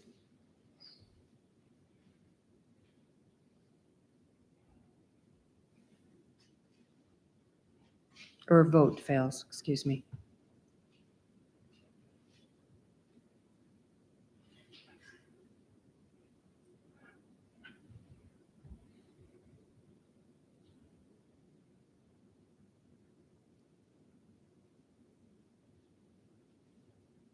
Any other nominations?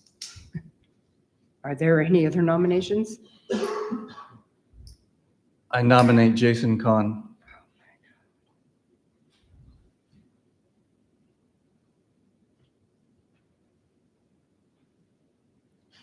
For mayor.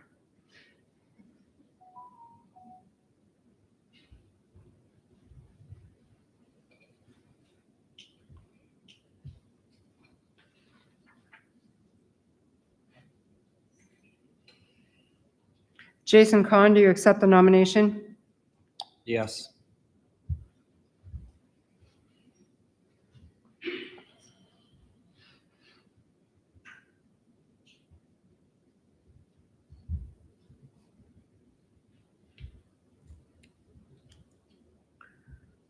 Councilmember Mitchell, Nay.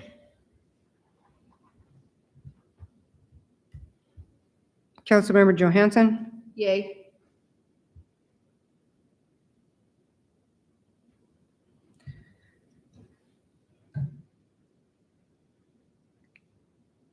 Councilmember Courtney,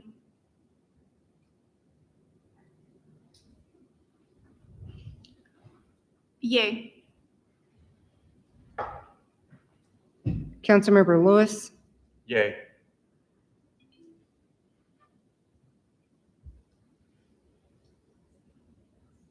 Councilmember Khan, Yay.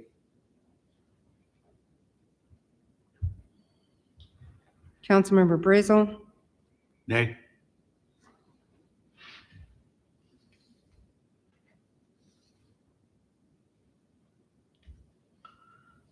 Mayor Cole. Nay.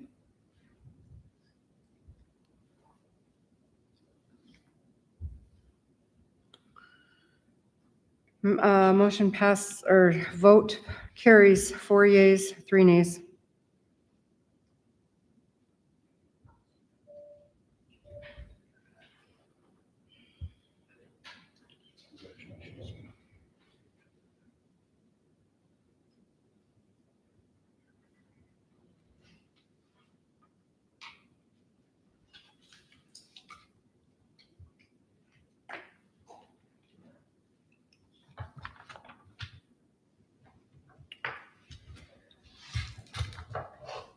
Nominations for deputy mayor. I'd like to nominate Councilmember Lewis. In the short time that I've been able to talk to Councilmember Lewis, he's been very thoughtful, he's very intelligent, and he takes the time to listen to people.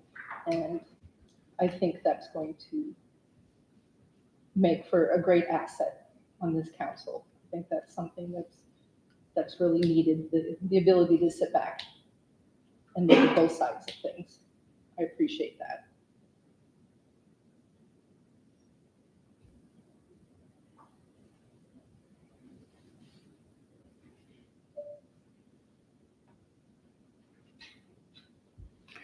Dan Lewis, do you accept the nomination? Excuse me? Yes.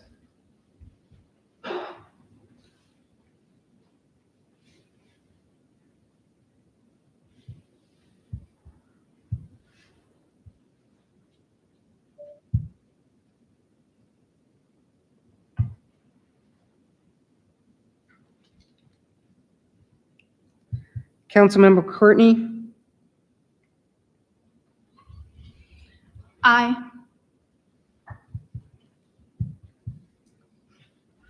Councilmember Brazel, Aye.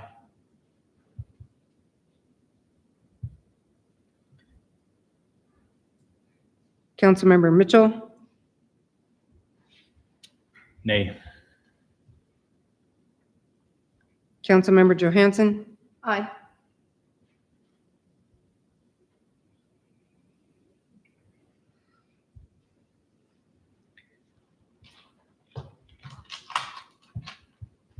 excuse me. Councilmember Khan, Aye. who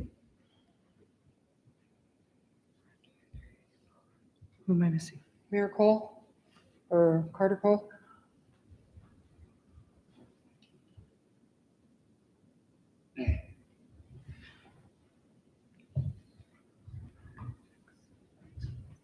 Councilmember Lewis, Yay.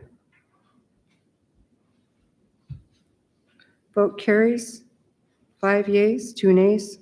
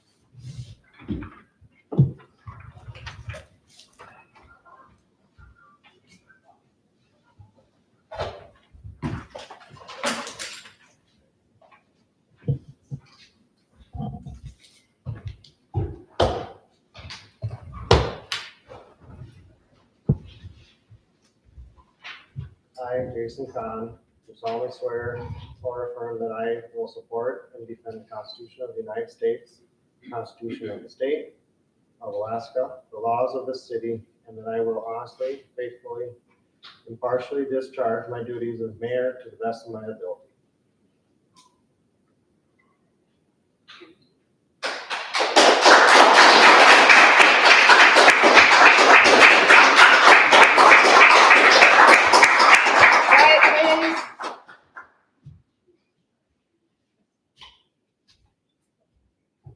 I, Dan Lewis, do solemnly swear or affirm that I will support and defend the Constitution of the United States, the Constitution of the State of Alaska, the laws of the city, and that I will honestly, faithfully, and impartially discharge my duties as deputy mayor to the best of my ability.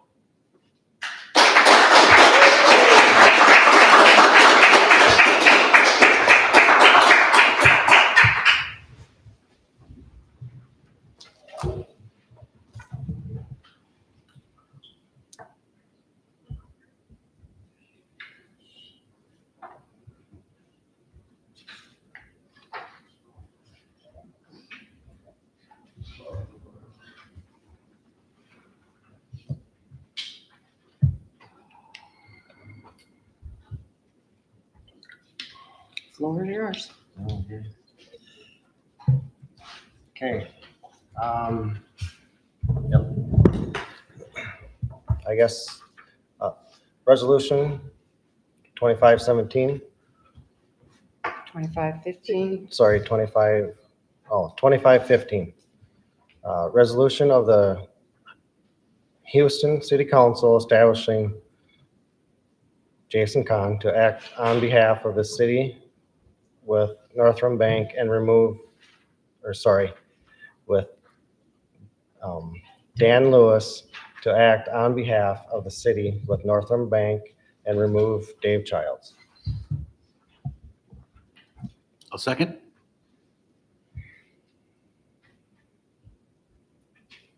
I'm sorry, did you make a motion? or did you just No, read it? he just read it. I was reading So it. you need a motion. Sorry. I'll make a motion to approve resolution 2515. I'll second.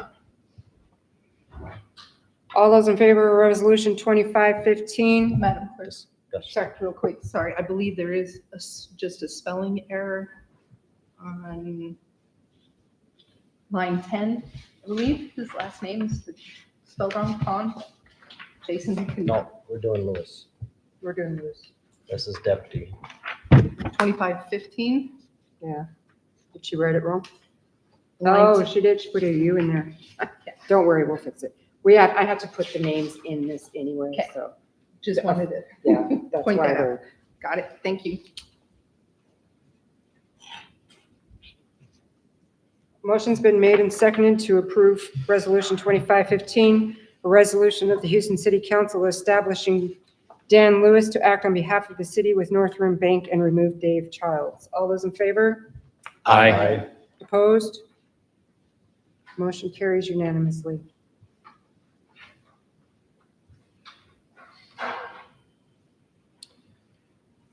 On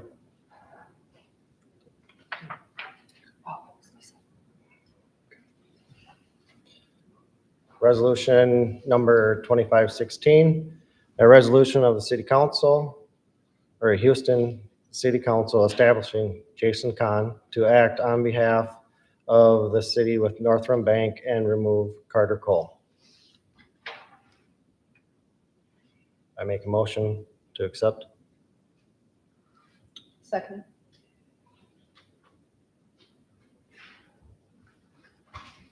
Motion's been made and seconded to approve resolution number 25-16, a resolution of the Houston City Council establishing Jason Kahn to act on behalf of the city with North Rim Bank and remove Carter Cole. All those in favor? Aye. Opposed? Motion carries unanimously.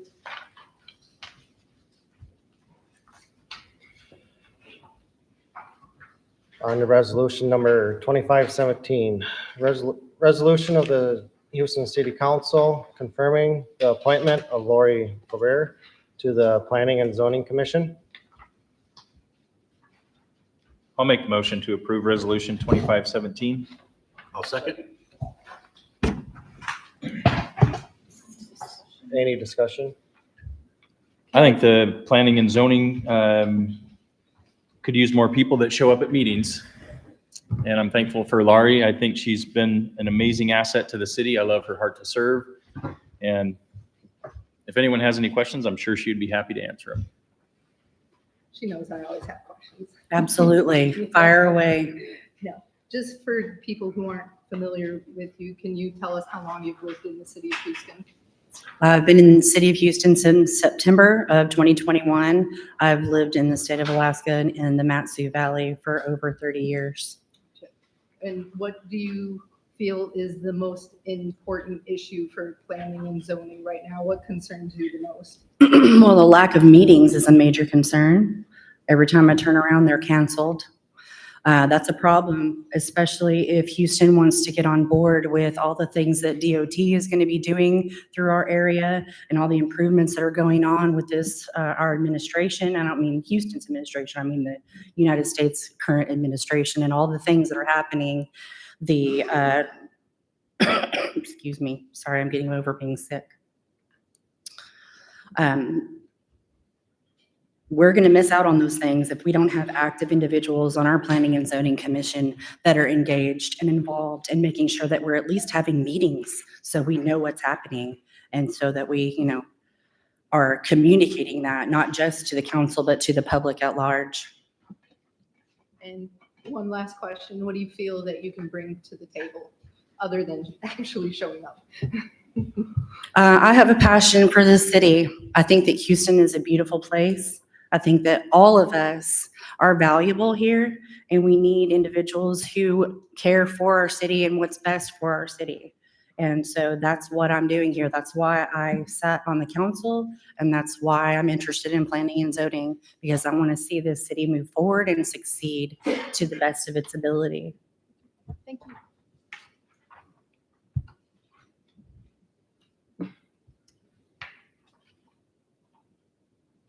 Nobody else? All right. Thank you.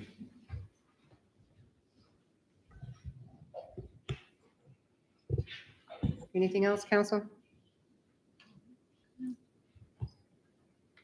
Motion's been made and seconded to approve resolution 25-17, a resolution of the Houston City Council confirming the appointment of Lori Fulbert to the Planning and Zoning Commission. All those in favor? Aye. Aye. Opposed? Motion carries unanimously. Thank you, Lori. Absolutely.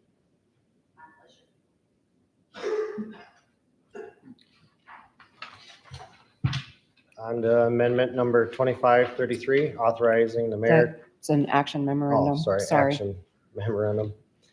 To 2533, authorizing the mayor to execute memorandum of agreement with the Life Med Alaska LLC for the lease and exclusive use of available space at the Fire Station 91 located at 13965 West Armstrong Road, Houston, Alaska.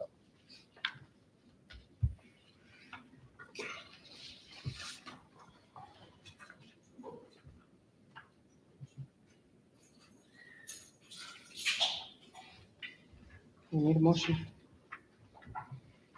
Make a motion to approve action memorandum.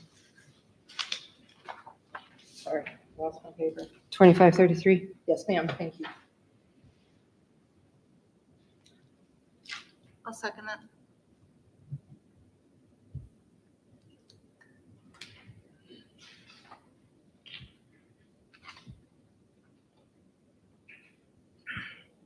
We talked about it at the last meeting. We talked about it at the last meeting. I'm not sure if you want me to go over it from the top again. There were some corrections that Councilmember Johansson had requested. I don't know that I fulfilled all of them, but I did bring forward the document as I amended it based on our conversation and the other notes that she gave me. So if any questions at all, feel free. The whole purpose of it is simply the use, occasional use of some office space at the fire station that is currently it is unused. Nobody has been in that side of the building for, I think, 7 years. The city actively tried seeking private people or private business if they wanted to move in and lease it. There was no interest. So it's been sitting there. The Public Works Department recently spent considerable effort upgrading it and improving it. the reason why the lease is so low in value is because it's not a daily use. It's an as-needed use. The reason that it needs to be an exclusive use of it, though, the purpose of it is for LifeMed, when they are doing their reports, they're bound by, you all know the laws of privacy and HIPAA. They have to have areas that they can have their computer set up and no one else is going to be able to access and get to.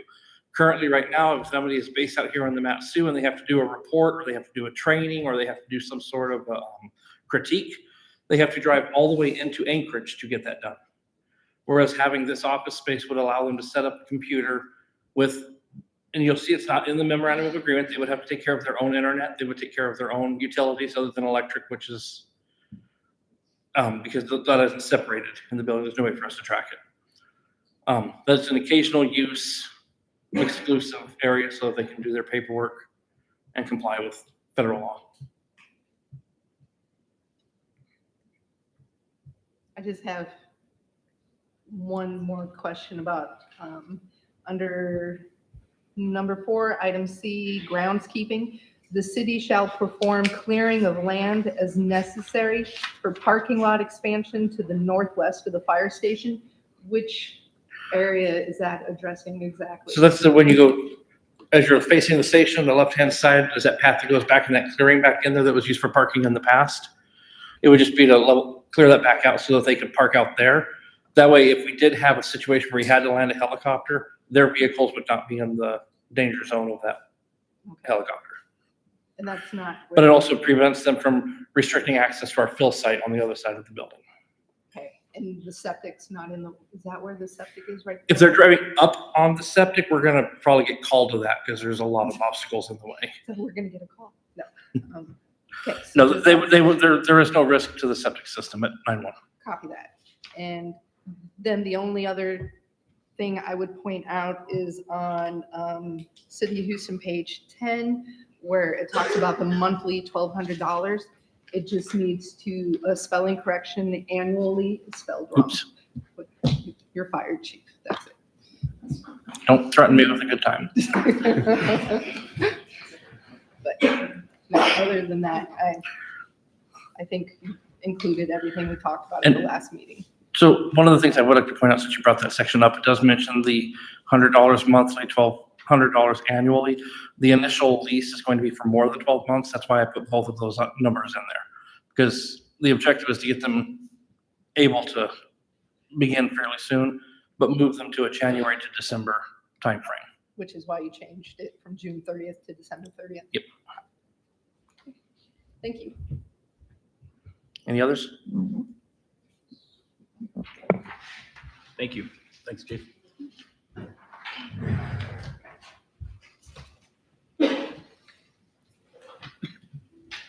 Motion's been made and seconded to accept AM number 25-33, authorizing the mayor to execute a memorandum of agreement with LifeMed Alaska LLC for the lease and exclusive use of available office space at Fire Station 91 located at 13965 West Armstrong Road, Houston, Alaska. All those in favor?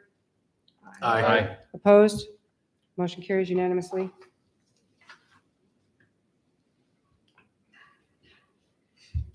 I guess.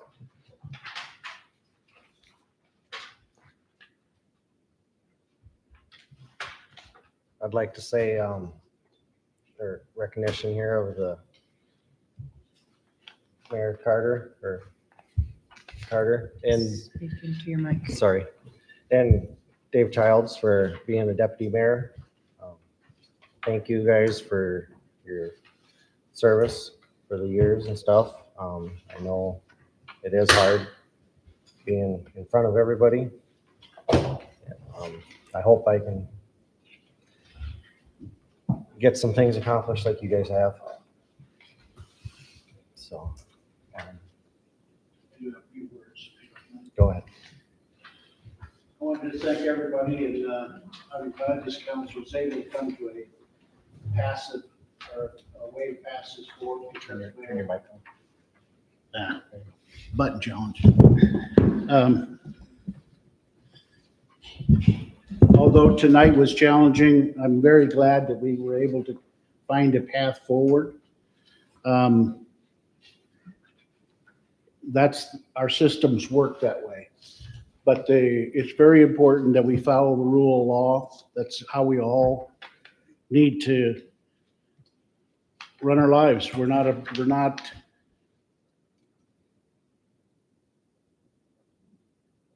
what's that third world jungle rule. There is rules that you'll find that are not always fine to execute, and I wish you the best.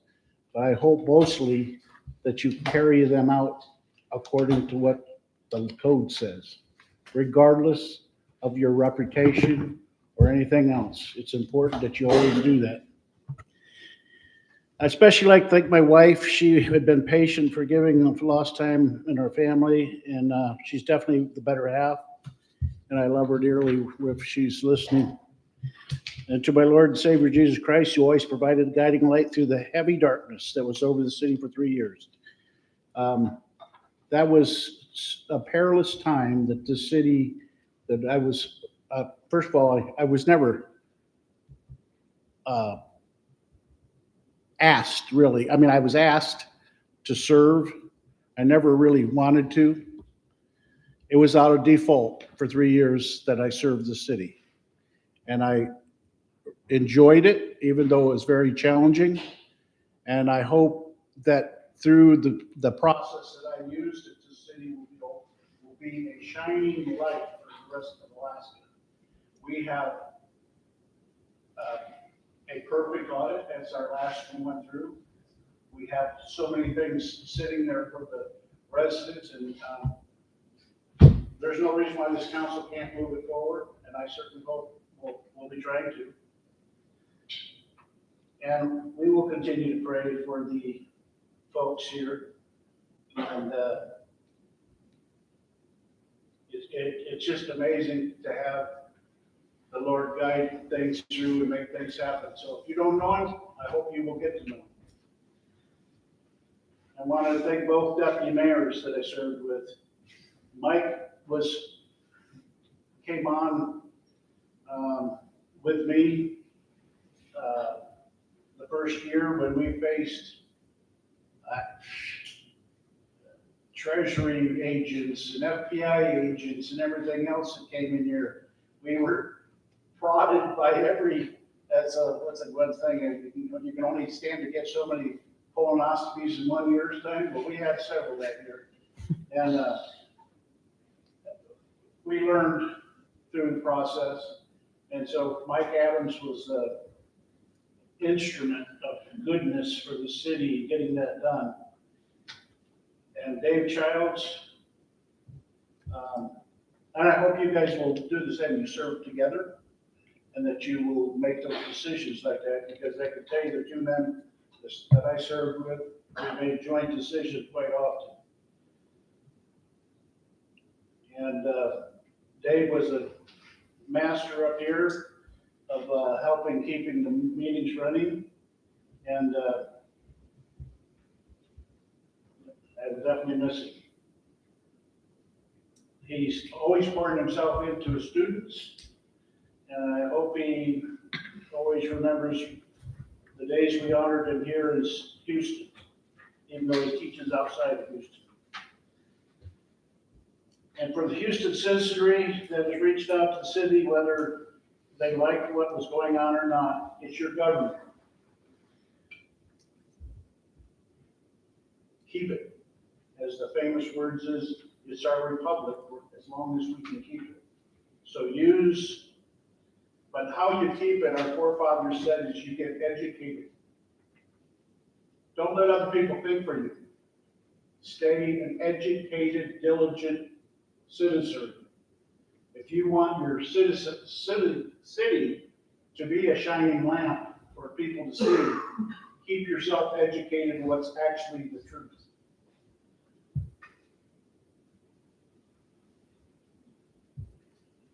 And good government needs good people. And so hopefully some of you will want to serve your neighbors and try to make a better place to live, like these new council members. And to the staff, although they're not here tonight, They worked tirelessly for me, and I appreciate it, all the work they did. I'm sure they had choice words under the breath for me at times, but they worked hard for the city. They do not deserve to be yelled at in the streets. They don't deserve to be treated subhuman. And I will continue to fight for their rights while I sit on this council. So those of you who thought there was a big victory in things that have gone in the past, let me assure you, it wasn't.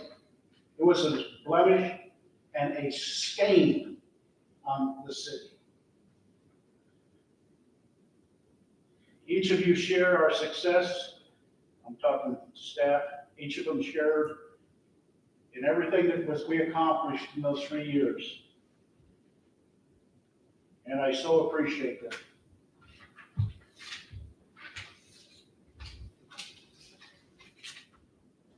Thank you, Mayor, or Carter, for your.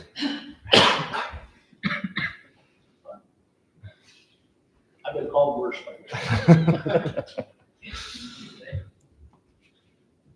I guess public comments.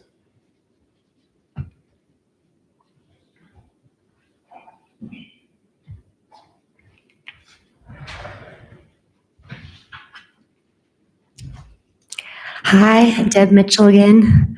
I'm still going to be your biggest cheerleader. I just want to encourage folks who have stepped in to continue to diligently pursue the ins and outs of both the public and the private sectors of the city itself. I do encourage every council member to appropriately look towards their personal taxes, their personal building assessments and appraisals. Kent and I had the privilege of tearing down a witchcraft store here in Houston, which was very impactful to the spiritual health of this town. Through that process, we were able to build some cabins, and we know full and well that when you apply for a permit of a building of a certain size, that does have to go through the city and city and the borough. So I encourage any council members, if there are building appraisals that are not yet current, to be ethical in those pursuits of ensuring that your own property, as Kent and I have done, is appropriately reported to the borough.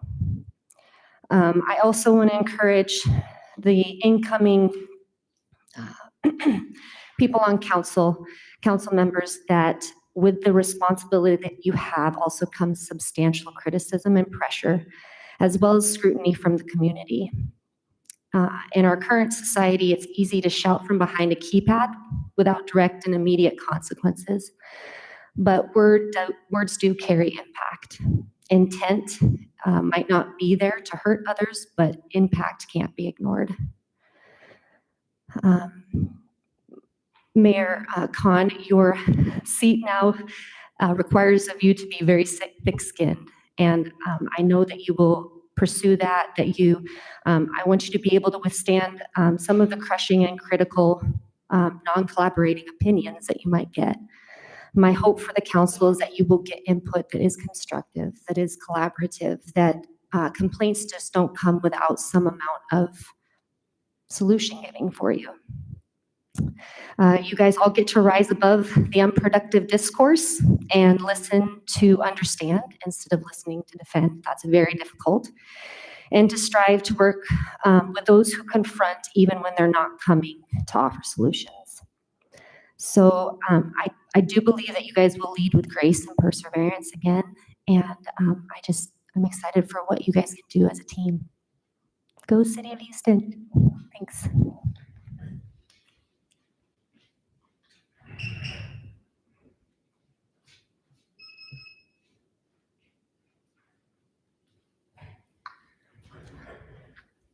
I'll just make this quick.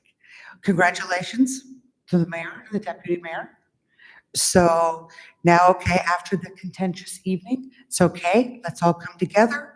We've got everybody seated. So as I said on Thursday night, you guys have an opportunity to unite our community and to unite and bring the city forward collectively in a positive light. You guys are not going to have an easy job ahead of you, especially, just coming on board and then stepping into these positions. So please, I just ask that you really do your homework and really study. And don't miss a beat on some of this grant money and the stuff that will be available to bring our city forward.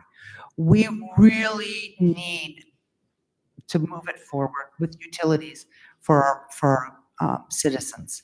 So I hope you keep an open door policy. I hope you come up with these things.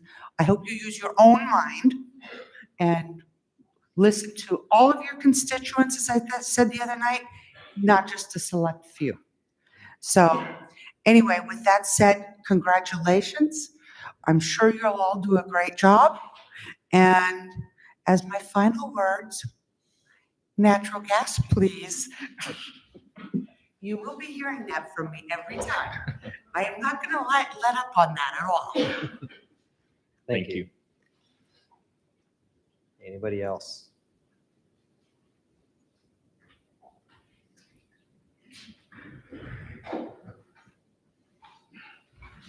Congratulations on all of you.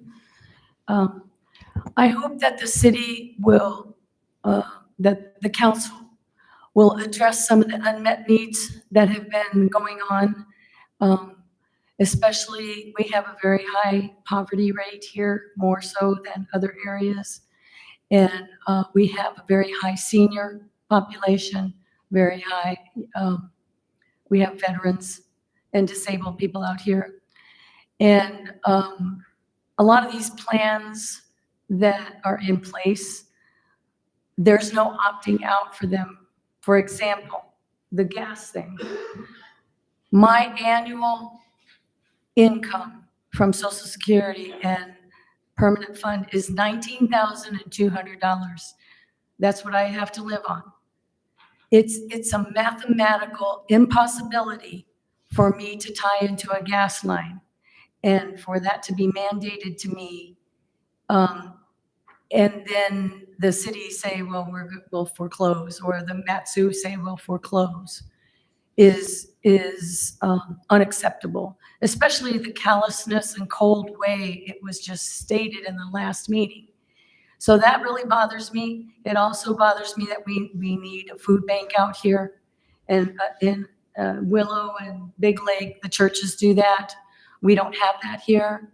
And so I went to a health summit to try to help with that kind of stuff.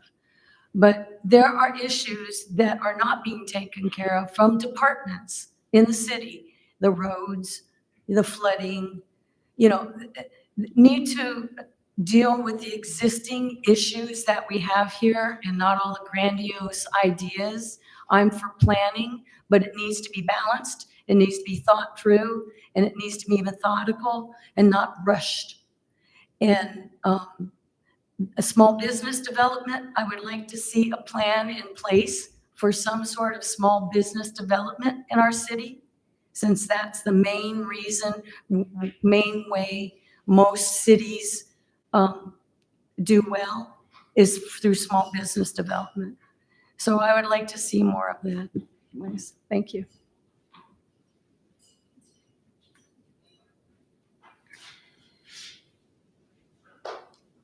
Anybody?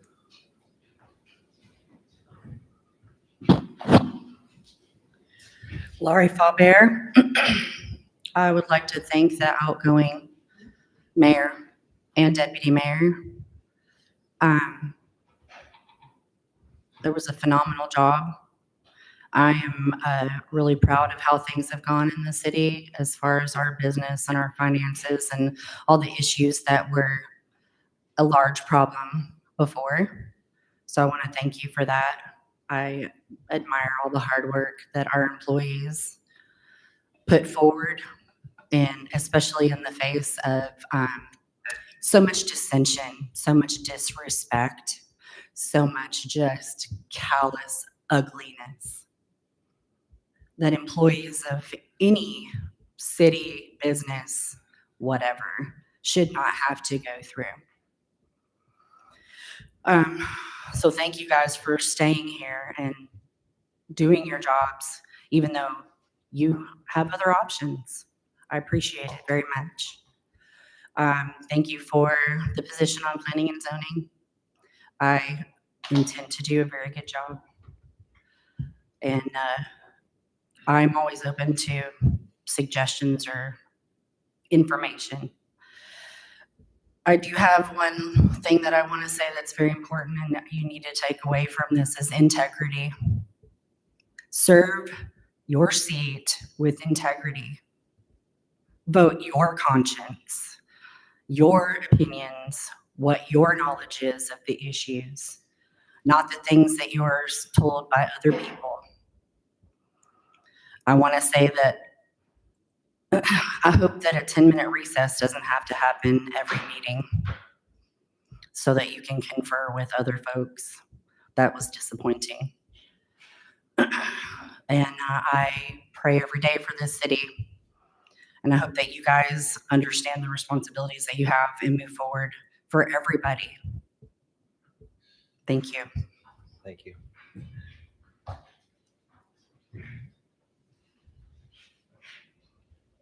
Any more comments?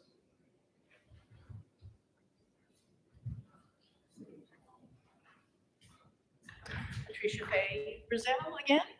I want to thank the previous mayor for your service, and certainly Dave Childs, who's well known for his history with children and schools and our city. And congratulations to our new members. And the first half of this meeting was rather tense, but I really appreciate you, Councilor Mitchell, and the end of this of kind of bringing it together, and the tone seemed to go down. And you were able to proceed. So thank you for that. And hopefully everyone can do that going forward, because it's all about the city. It's all about the people, and they want simple things.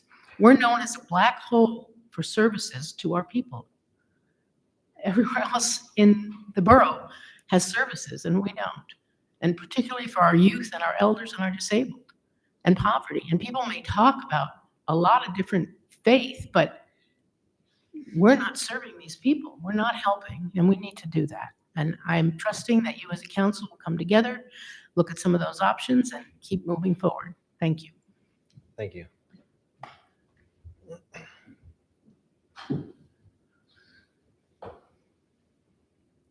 Anybody else?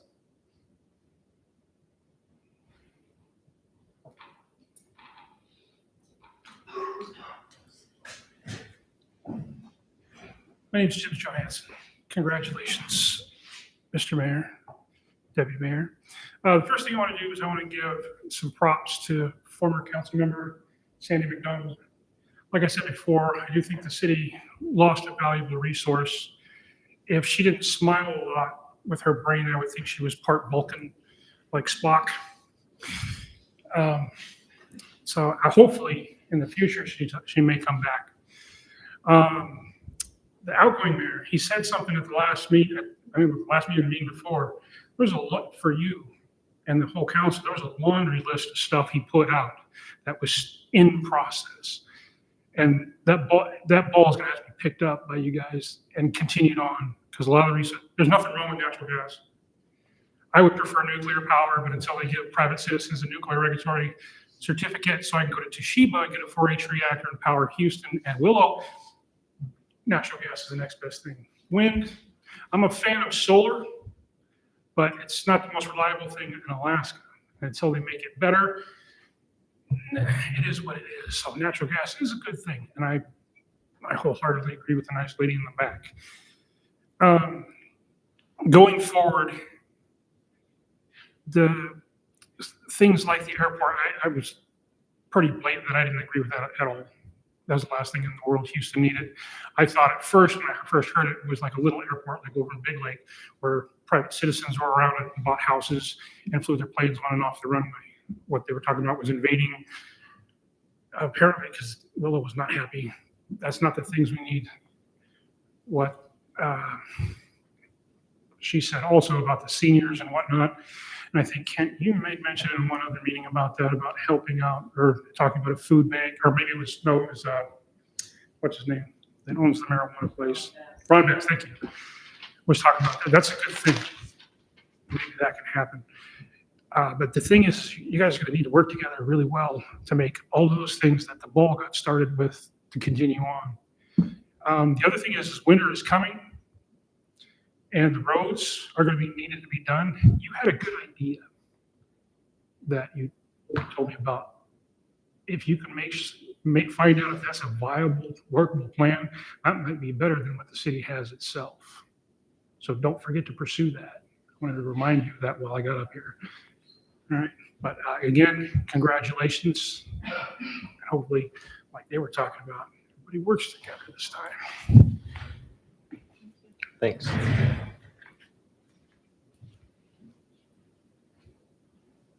Any more comments?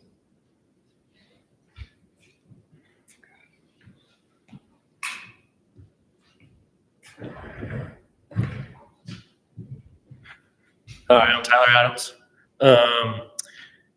I'd like to first say thank you to our previous administration. I have seen Houston myself get better in the time that I've lived here. I do want you guys to continue with that and pick up that ball and keep rolling with it. I do think you guys can. The valley is growing. The Matsu borough is growing. Houston is growing. We are pushing out from Wasilla into Houston, and I hope we can keep up with that. It has been mentioned tonight that there is a lot of senior citizens in this in the city of Houston. That is true, but there's also a lot of young families moving out here as well.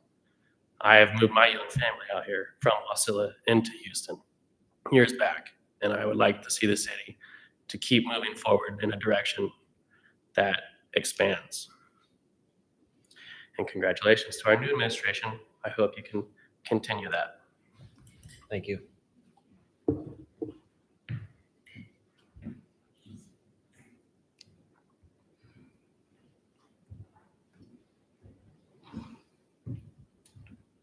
My name's Joe again. I'm just here to say that this evening has brought a tremendous amount of relief to a lot of people who have been looking for it for quite some time. And the resources of the city are the people within it. You know, you can make grievous hiring errors. You can qualify a disqualified employee. You know, and that happens every day, and that's expensive, but it's nowhere near as expensive as disqualifying somebody that's qualified. So when you go into these issues that face the city and face the constituents, you have to look at all of the resources that are available. Consider where the information is coming from. Not just going out and spending tens of thousands of dollars for legal advice or tens of thousands of dollars for landscape architecture design for a park. Query the public. There's a lot of education out here. There's a lot of diverse interests. There's a lot of diverse degrees, more experience than any of us have in any one thing. They represent everything to the city. So qualify your qualified resources. I appreciate you all for being here tonight. Thank you. Thank you.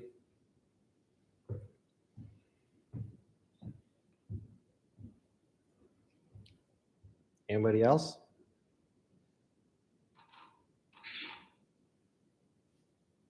Okay, I see there's no more comments. On to, I guess, council. You have any comments? Lisa, you want to start? I would like to thank everyone who got up to speak throughout the night and to everyone watching on YouTube. I appreciate your involvement. This process here, all of this does not work without the involvement of the citizens. I know tonight, there's a lot of stuff that went down tonight and a lot of stuff I'm not happy about, proud about, disgusted about. But I thank all of you for being here and sticking through it and just being here for your town. You are what makes this town. So for all of you, thank you. We're not always going to agree, but I appreciate everybody being here to have the discussion. That is important, always having the discussion. To our new mayor and deputy mayor, always remember your reasons for running for city council. Always remember that you sit up here because members of the community had faith in you. Keep the lines of communication open with the residents of Houston. Listen to them and work with them. We do not sit up here to bully or insult our neighbors. We sit up here to work together to make Houston a better place for all. How we get to that point might not always align with each other, but that's where listening is key, as we can always find a way to work together despite our differences. Remember that there are 5 other individuals sitting on this council besides you. Do not utilize just a few of those people. Utilize everyone that sits up here on this council to help bring the visions to life. Everybody who sits up here has a different talent, a different specialty. Utilize everybody. Don't just focus on a few. I thank you for serving our town, and I look forward to working with the entire council on many great things to come this coming year. And then to switch gears real quick from the fire department side, Houston High School this Friday, Oktoberfest, 5:30 to 8:30. There's going to be games, there's going to be food. The fire department, we're going to be there with a table to teach your kids about fire safety, plus give them candy so they're nice and sugared up when you go home with them. And then there are also going to be fireworks after the show. So the fireworks should be about 8:45. So if you don't like fireworks or your dogs don't like fireworks, just be prepared. That's going to be in the area. And then one more time, trunk or treat is this Sunday down at the Little Sioux Campground. Again, fire department, we're going to be there. We'd like to invite everybody to come down, bring your kids, bring everybody in the family, bring your dogs. It's going to be a good time. Thank you for being here. Thank you. Dan? So dialogue, I think that's really important. And I know that sometimes we get out of order. We all are human beings. But the passion that you all show is tremendous. And it's making me fall more and more in love with this community. And I love that. And I will never shy away from criticism. Okay, so you can tell me in whatever callous manner you wish. If I have to take a deep breath and think it through, I'll work through that. It only means something if it's true. I really look forward to working with Councilman Cole because you have tremendous knowledge. We all know that. There's no doubt. And I think that we're going to make some positive change together, all of us working together. We have to. We really do. And that brings me to my final point. This is about deeds, right? So we can talk. Here's where the rubber hits the road. We got a lot of work to do. And judge us by our actions, not by our words. Many people have said this is definitely a thankless position. I'm not asking for gratitude. And I don't think anybody else here is asking. This is a service position. So let's move forward with that. And let's all help each other move forward. Thank you for being here and participating tonight. I meant every word I say. I truly am falling in love with this community. Thank you. Jeff? I'd like to say thank you for everybody for coming. We kind of found ourselves fairly off the rails about halfway through. Thanks to Councilmember Mitchell for helping us kind of get back on track and getting things moving forward. Welcome to the new deputy mayor and the new mayor. And Councilmember Courtney for stepping up and being willing to sit up here and do the work. Thank you to Lori for being willing to jump on planning and zoning. There's a lot of things coming from the state that if we don't grab the reins of some of it, we're going to be subject to their decisions instead of having an opportunity to make our own decisions. And a continued monthly quorum on Parks and Rec is very important. Planning and zoning is very important. We've had some issues there lately, and I hope that not only will you be there to help with them, but also act as a conduit of information between them and us. There seemed to have been a breakdown there recently. I would encourage all 3 new members to please take the time and sit down with Councilmember Cole. There's a whole lot of information that needs to be handed off. And I know he's willing to help you do it.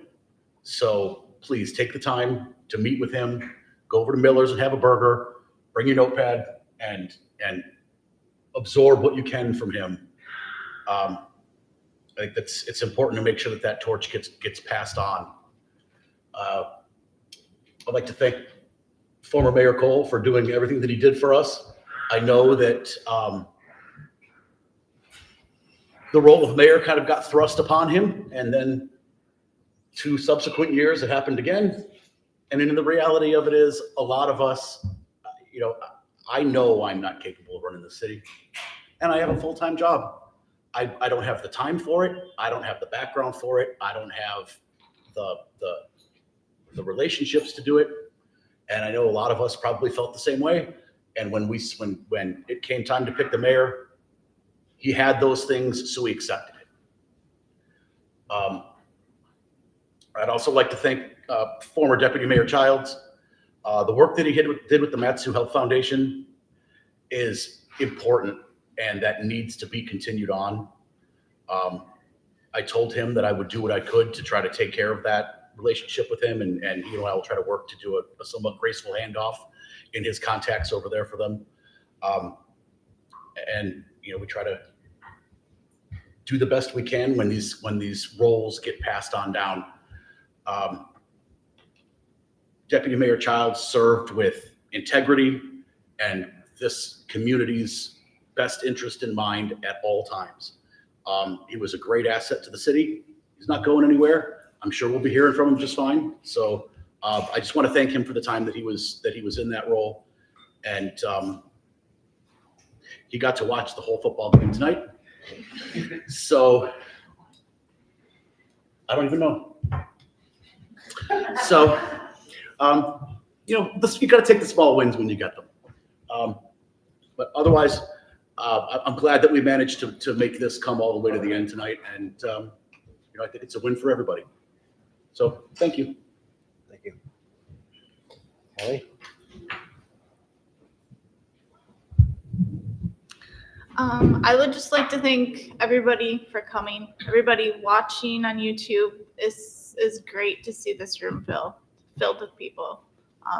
Jason and I have been coming to these meetings for the last probably 2 years, and there's a lot of times there was only 3 or 4 people in the room. So this is great. Thanks for your support. Congratulations to Jason and Dan. I've gotten to know Dan quite well over the last few months, and obviously I know Jason very well, but I know that they're going to do a great job.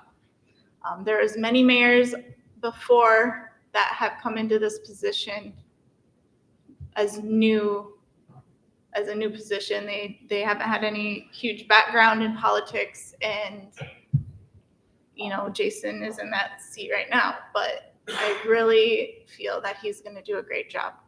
He kind, he listens, he takes his time to research things, and I think that's going to be a huge benefit for the city. He does have big shoes to fill. Councilmember Cole, that's going to be a hard one to quit saying, but he's done a lot of great things for this town, and we need to piggyback off that and keep going. And I also want to say thank you to Kent tonight for keeping the meeting going. We've had a lot of meetings in the last few weeks, and just to throw another one on the schedule, I think was going to tap us all out. So thank you for that. And that's all I have to say. Mayor, or Carter, Councilmember Cole. That's going to be hard for me too. That's it's been, I think I see you in public and call you mayor anyway. But anyway, you have done an incredible job. And I don't know that anyone, including myself, even as close as I have been with you, understands the amount of work that you do that doesn't even get seen or heard about. You've put in way more hours than necessary, than required in your position to keep things moving forward, to make sure that the future of this city is in good hands. And you've done unbelievable amount of work setting things up for the next administration. You guys, congratulations to Jason and Dan. You guys are being handed a well-oiled machine. It actually is well functioning. There's a lot of amazing things that are happening because of this man's work. He has a whole well of knowledge that you guys should take from, and I have no doubt that you will. To previous Deputy Mayor Childs, he is not leaving the city. He's not going anywhere. He has an unbelievable wealth of information too that you guys can draw from, and I encourage you to do that. Sitting in your positions, there's a lot, having not sat in a seat on the council before, there's a lot to learn just about sitting on the council, but then about your positions as mayor and deputy mayor, there's an incredible amount of stuff to learn in that area too. And I know that both of you guys are eager to learn that. Please don't take my nay vote for your position as a personal thing. I try to vote with my opinion, what I think is best for the city. And that's not to say that I am not behind you. I am with you. I am for you. I will work with you as a team to see that we function well as a team on this council. I want to see progress. I want to see productivity when we meet. I don't like kicking things to next meetings. I want to make sure that we can find a solution to make it happen, because there's a lot of work to do. And when we miss the boat a month or two, things fall behind, and then we don't get stuff done for the city, and they deserve the best. They deserve a well-functioning city council. So I will honor and respect the votes of the people to place you here, and respect the votes of the council to place you in your seats. And I will work with you. And I'm an open door as well. If you guys have anything that you need from me, I know I got several phone calls while he was mayor of people, citizens in town that needed help. You guys will get those phone calls. You will get emails. You will get people in the city that need help. They need a helping hand. And I know you guys are eager to serve the city as well, but if you guys need somebody to come alongside you and help a citizen, I'm here for you, and I'm here for the city. It is a position that you cannot do alone, and he didn't do it alone. He had many people behind him. He has incredible connections. He has unbelievable connections with some of the biggest people in the state that can help this city, to get money for this city, to do incredible things. These things did not happen because, people are eager to throw money at Houston. He went and sought out the stuff. We had an incredible staff that went after grants to get money for the equipment that we have, for the stuff that we have now that we didn't have 3 years ago. And regardless of the outcome of the election, they did not abandon the city. Dave and Carter are here to serve and to help, and they will be here for you and the council. So thank you for staying on. Thank you for being a massive asset. He's still on the council. We still have a wealth of knowledge that we can draw from, even if he's not sitting in that chair. So thank you for that. I want to encourage the community to come alongside Dan and Jason and the rest of the council, but specifically those two. I want to encourage the community, whether you voted for them or not. Do not turn on them because of their decisions. They are here to do the best they can for the city. It's an impossible task to take the budget that we have and accomplish everything that we have to do.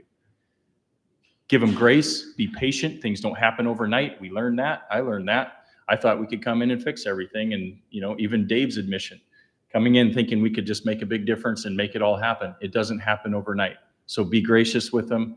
Come alongside them, come underneath them, support them. Come in, not with criticisms, but with solutions. We don't need more complaining. We got plenty of that. If you want to get on Facebook and complain, that's your prerogative. But if you come in here, please come to the council with solutions, not complaints. We need solutions. anyone can find fault with this council, anyone can find fault with this city. That's easy. Be the bigger person, come in here and support your council. Help us, help you. Thank you. Carter? I will second what Kent just said.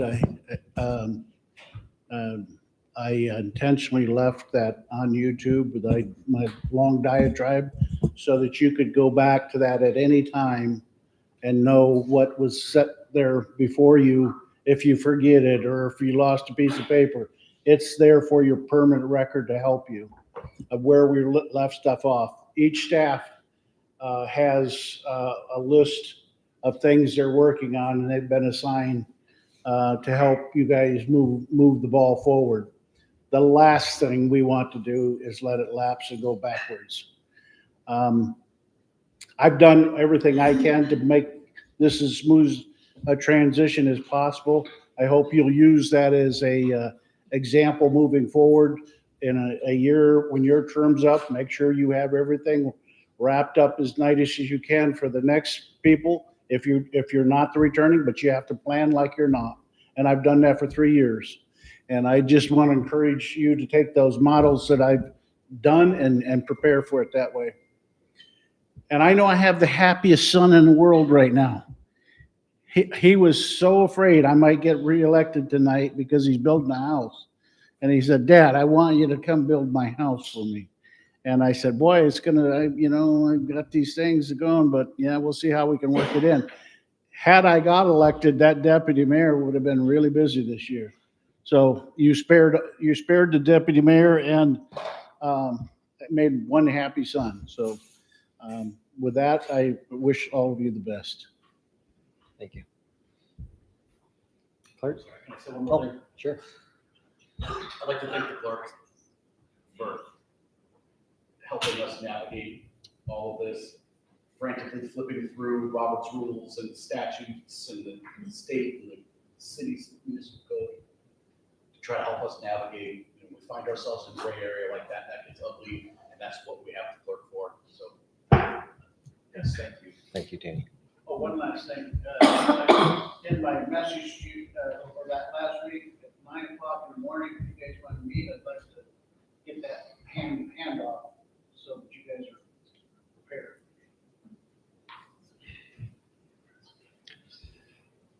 Tanny? Tawny. Sorry. Our election is, early voting is going on here. If you want to come and vote before November 4th, you can come and vote here. She's open 9 to 5, Monday through Friday for the next 2 weeks. There's a work session, council members, on Thursday at 6. And that's all I have right now. Congratulations. Thank you.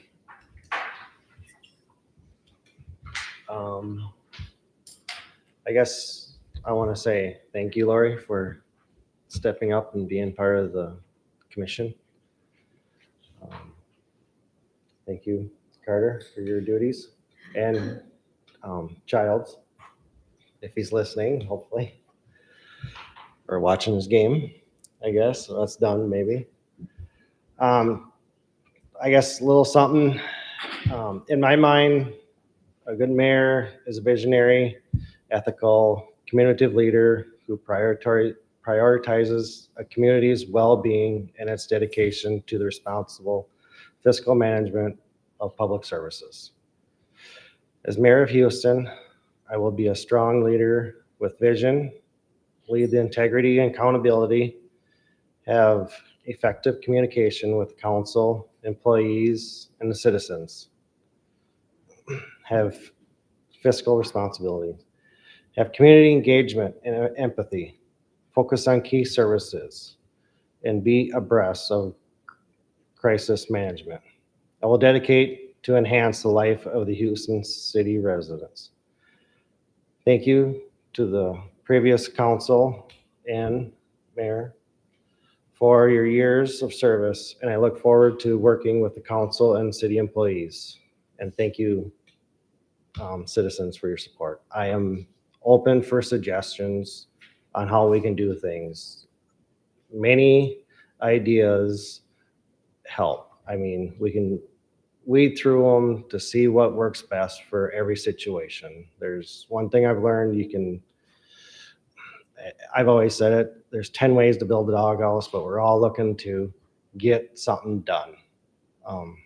And it's not always how everybody thinks the same way, but we all want to get a project done. So I'm open to suggestions, comments, ideas and everything. So, thank you. I guess we'll adjourn at 9:40. Thank you. Councilmember Space.